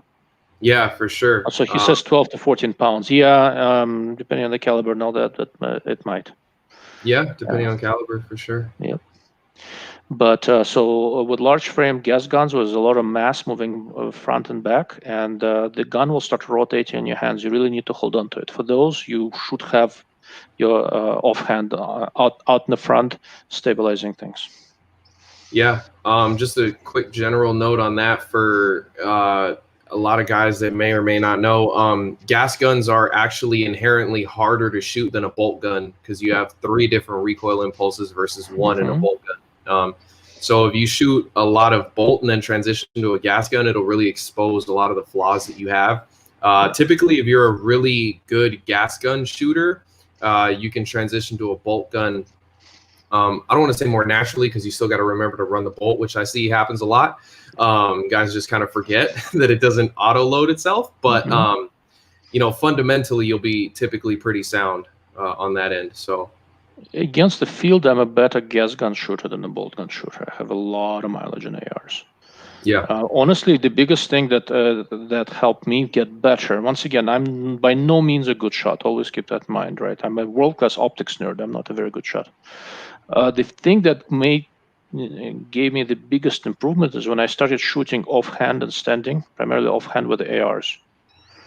It gave me a completely different rhythm and trigger control that I could never quite develop shooting steady positions. And it made my prone shooting worlds better. Go figure. You know, I'm curious now. I'm gonna check it out. I wonder. We're still talking. This is a Christensen 300 pairs. Right, yeah. So I'll look into this. I really don't know too much. Generally, you know, I don't have anything terribly good or terribly bad to say about Christensen. So a Swamp Fox Arrowhead. So you're one of the channel supporters. I have a discount for channel members on those. A Swamp Fox Arrowhead is a surprisingly competent gun, and it's in the high end of range of that. But with the discount, they're willing to give to my supporters, you'll be in the 500 range. That is good. Delta has a new LPVO called Delta Hornet. I just had a video on it. That should be in the 400 range. It's kind of like a Burris RT6. If you can find one of those, it's pretty good.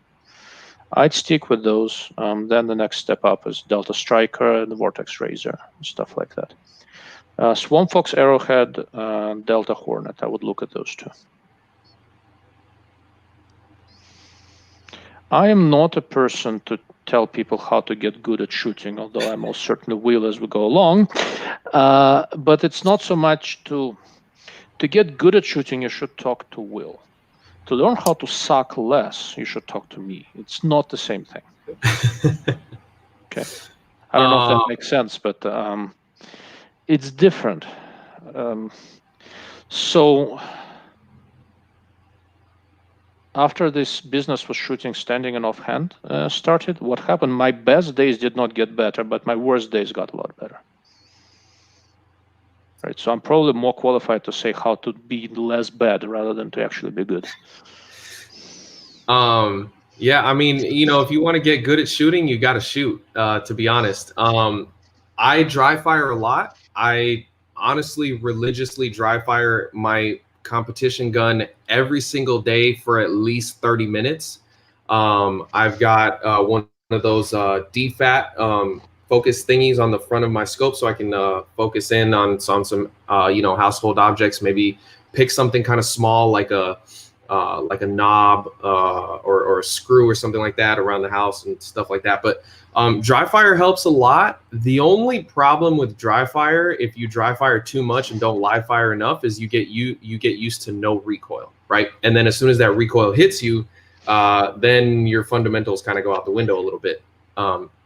So you gotta dry fire and live fire. But dry fire can definitely help build a lot of those, and then you just got to really honestly get out there and live fire, man. So if where you live, they allow you to shoot in your backyard, if you have the conditions for it, go get a really nice, accurate air gun. I use FX Dreamline. Made a huge difference. Still no recoil, but you're actually hitting something, and you have to kind of figure out what wind is doing, although even that little pellet, even at a small range, at a short range, really moves around. So I shoot air guns a lot. I shoot rimfire a lot. I shoot offhand a lot. Right now, probably close to half of my shooting is offhand. But like I go talk to guys like Will, and I shamelessly pick his brain. A good friend of mine used to be a head coach of the Russian Olympic shooting team and was a world champion handgun standing, like classics shooting champion. A lot of things that those guys do and understand about shooting translate to other things. If you want to get good, you need to shoot and you need to learn. Both are required. You need to have decent equipment, but you need to be a world-class student and you need to be hardworking. And that translates to almost everything. Yeah, I'd like to. I sent an email to my Minox contact, and she hasn't replied yet. But realistically, not until next year. I'm booked, like seriously booked. Yeah, so I'll check out Christensen guns and 300 PRC. I'm very curious. So Joe's earlier question about the grip was apparently about a bolt gun. Okay. That was 12 to 14 pounds. There isn't, depending on what your standards are, there's enough movement in that gun where if your contact with the stock is inconsistent, you'll see that effect. Yeah, for sure. Okay. AR is a nice gun to shoot. It's a nice combination of not too much recoil, but enough recoil to move you slightly. And I shoot my ARs without brakes, partly for recoil control. And I don't like the sound, but partly to learn and understand recoil control. There is in Russian, there is a very fundamental phrase, "продержать." It's kind of like follow through. It's a little different. So this guy I know, he so happens he was, he's a world-class shot, and he's one of the best shooting coaches in the world. He once did a sort of an informal poll with a bunch of shooters he knows, world and Olympic champions and all that sort of stuff. And the question was kind of simple. He said, you have, remember, Olympic-style shooting, let's say standing with a handgun or with a little rimfire rifle, you have 15 seconds to make a shot, okay? And you will pull the trigger on the 13th second, okay? So 15 seconds, on the 13th second, you've pulled the trigger. Which time slot of these 15 time slots is the most important for consistent accuracy? What do you think, Will? Man, that's a good question. It's a very, very fundamental question. It's not a simple one at all. I got it wrong, right? And then I experimented, and I understand why. But then I went and revisited my vision science book. There's some physiology involved. So if I got 15 seconds to make a shot and I pull the trigger on the 13th, I would have to venture a guess that the most important is going to be the 14th and 15th second. 14th. Yeah, you're right. Well, I kind of gave it away when I talked about follow through, but yes. he said that even world-class shots, a majority said 12 or 13 seconds, just before the trigger pull and trigger pull. And he only said the guys at the level of those who win the Olympics every 4 years, they all said 14th second. And interestingly, because prone, bench, etc., are more forgiving, the people who shoot standing really understand that 14th second thing, because you have to kind of hold through the shot, right? Mm-hmm. Made a huge difference for me. I was a horrible shot, now I'm just a mediocre shot, but it's a big step. Right? Yeah, I mean, follow through is everything. Bolt gun, gas gun, everything. It's huge. And holding through on a gas gun is that much harder because of those recoil impulses you were talking about. Made a huge difference for me, right? Like for shits and giggles, now I'm shooting AKs to 500 yards and actually hitting things. Yeah, it makes that much difference. Yeah. Okay. All right. So yeah, the number of people watching is going down, so we should be wrapping up. Let's go through the remaining questions. Long range, I don't know what it's about. I think these guys know each other outside. Oh, okay. I think that's still the Christians and barrels, yeah.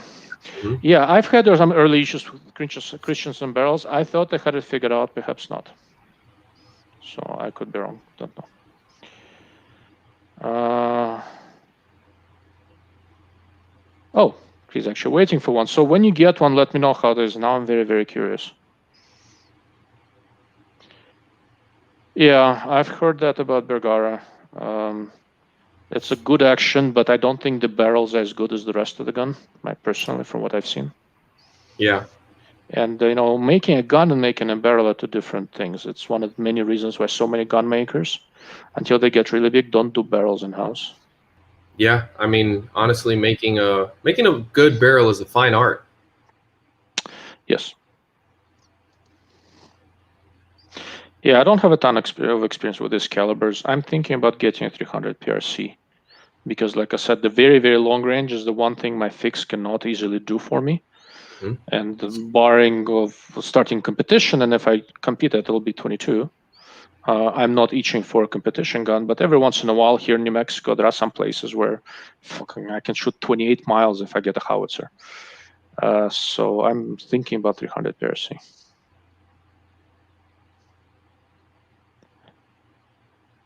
All right, people are falling off. Good night, Nick.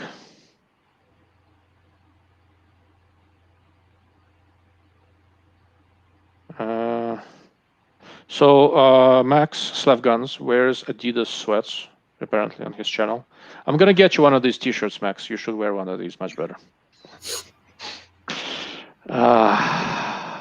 Let's see. Oh, interesting. I didn't know that. Yeah, I didn't know that either. I have to look into that for sure. That could definitely lead to some inconsistency issues if, if you got a bunch of different people building the same thing. Huh. Yeah, that would create a lot of variance. Mm-hmm. That's not how you do production. Yeah. What's the fastest you've pulled a shot? So I can pull a shot very, very fast. Yeah. Actually, hitting something is an entirely different thing. Look, I'm neither DMR nor a sniper.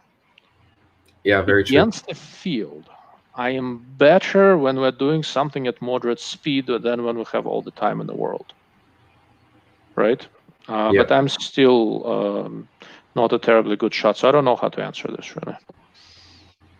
Yeah, I mean, I'm not a sniper, but I've shot mover targets in competition. If I had to, I've never timed my first shot splits, but if I had to venture a guess, typically my pace for get down into position, acquire the target, find my lead, and then send it on a mover, between 7 and 10 seconds for the first round. Otherwise, I'm slow for getting through all the rounds that I need to. It's kind of the average pace, though.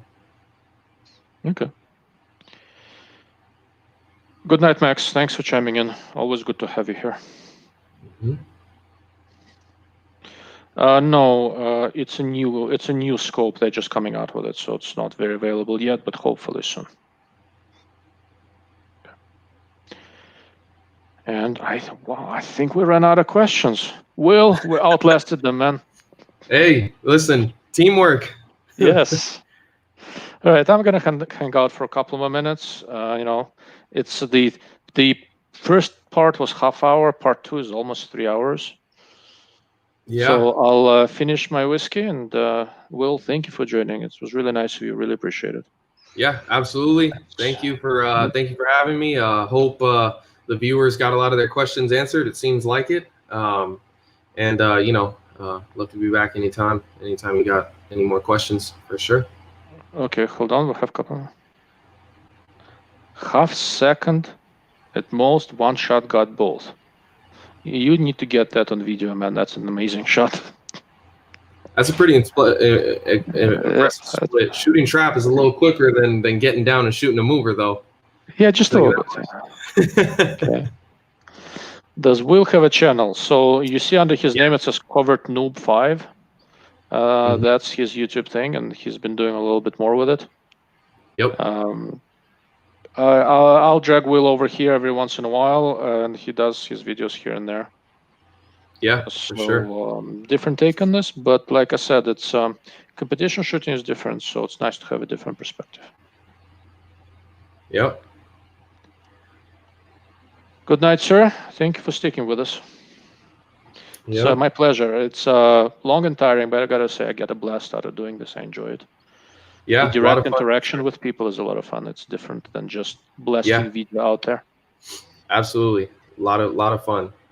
So I appreciate you having me on. Hope to do it again soon, and we'll get some more questions rolling on the next one for sure. Yeah, I'll try to get Ace on this. He's an interesting dude, and I want to pick his brain about guns. Yeah, for sure. That'd be very interesting. Yeah, I'd love to kind of pick his brain too on some of his designs and things like that. He's an interesting dude. Yeah, for sure. Have you ever met, you've met him, right, at Shot? No, I didn't meet him at Shot. It's funniest thing. So he has this weird ass European name, and he's from Louisiana. So, interesting. He sounds like he's from Louisiana. It's the weirdest thing. Everybody thinks he's gonna sound like me. Nope. All right. Not at all. Yeah. Okay. Well, that'll be fun. That'll be a good one for sure. Anyhow, good night. Yep. Good night. Thank you all for watching. Like I said, Will is gone. I'll be here for a couple more minutes, and I'm going to sleep. All right. Night, everyone. Take care. Whew, it was long, but fun. It's one of those really interesting things with this whole YouTube thing. You know, I'm somewhat new at this, so taking it a little bit more seriously. I'm enjoying this a lot more than I thought I would. This is kind of weird. I'm not a replacement. I'm an improvement. I should not take this whole Rex thing. I should not be annoyed by the whole Rex thing as much as I am. I just have a hard time with bullshit. I don't know. It's a personal shortcoming. So if you are new to the channel, I have an introduction video somewhere that talks about my background. So look it up. I am a legitimate optics guy. I'm a world-class optics nerd. Comparatively average shot, but I shoot a lot and I think through stuff. On optics, I am a legitimate expert. On shooting, not so much, but I'm getting better, and it's coming along. All it takes is practice and dedication, and I do the best I can.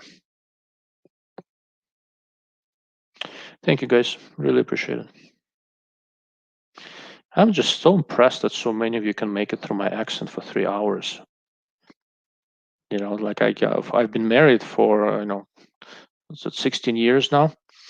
To this day, my wife does not know what I do for a living. Every time I start talking, she just falls asleep. So I don't do too many shooting videos because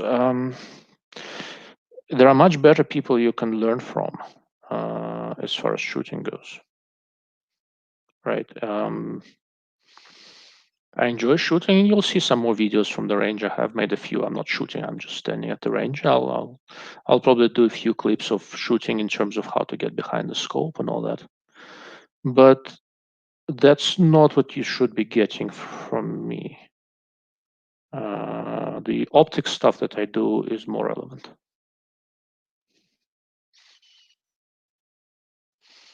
SPPTV, Canadian car guys. How interesting. I'll check it out. I'm not much of a car guy anymore. I used to be, but I kind of gave it up. I can't afford, in terms of time or money, too many expensive hobbies. So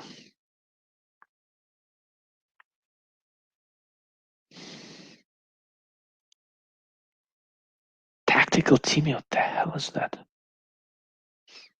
Okay. I don't know what tactical teaming is, but that doesn't sound good to me.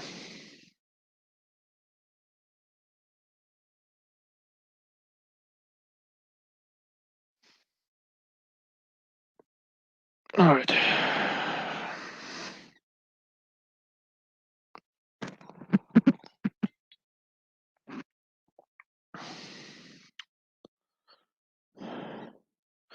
All right, guys. I'm on the verge of weight loss here, so I'm gonna go eat something. And I'm gonna say goodnight. Thank you for chiming in. I'm trying to do the live casts a couple times a month, so in a couple of weeks, I'll do something else. If you have a preference on what topic you want me to start with, please let me know. Like I said, I have a community board, or you can contact me through my website at Optics Thoughts or through YouTube. This video is going to be posted on YouTube as a regular video. You can always add things in the comments. If there's something specific you want me to cover, please let me know. And I bid you well. Good night.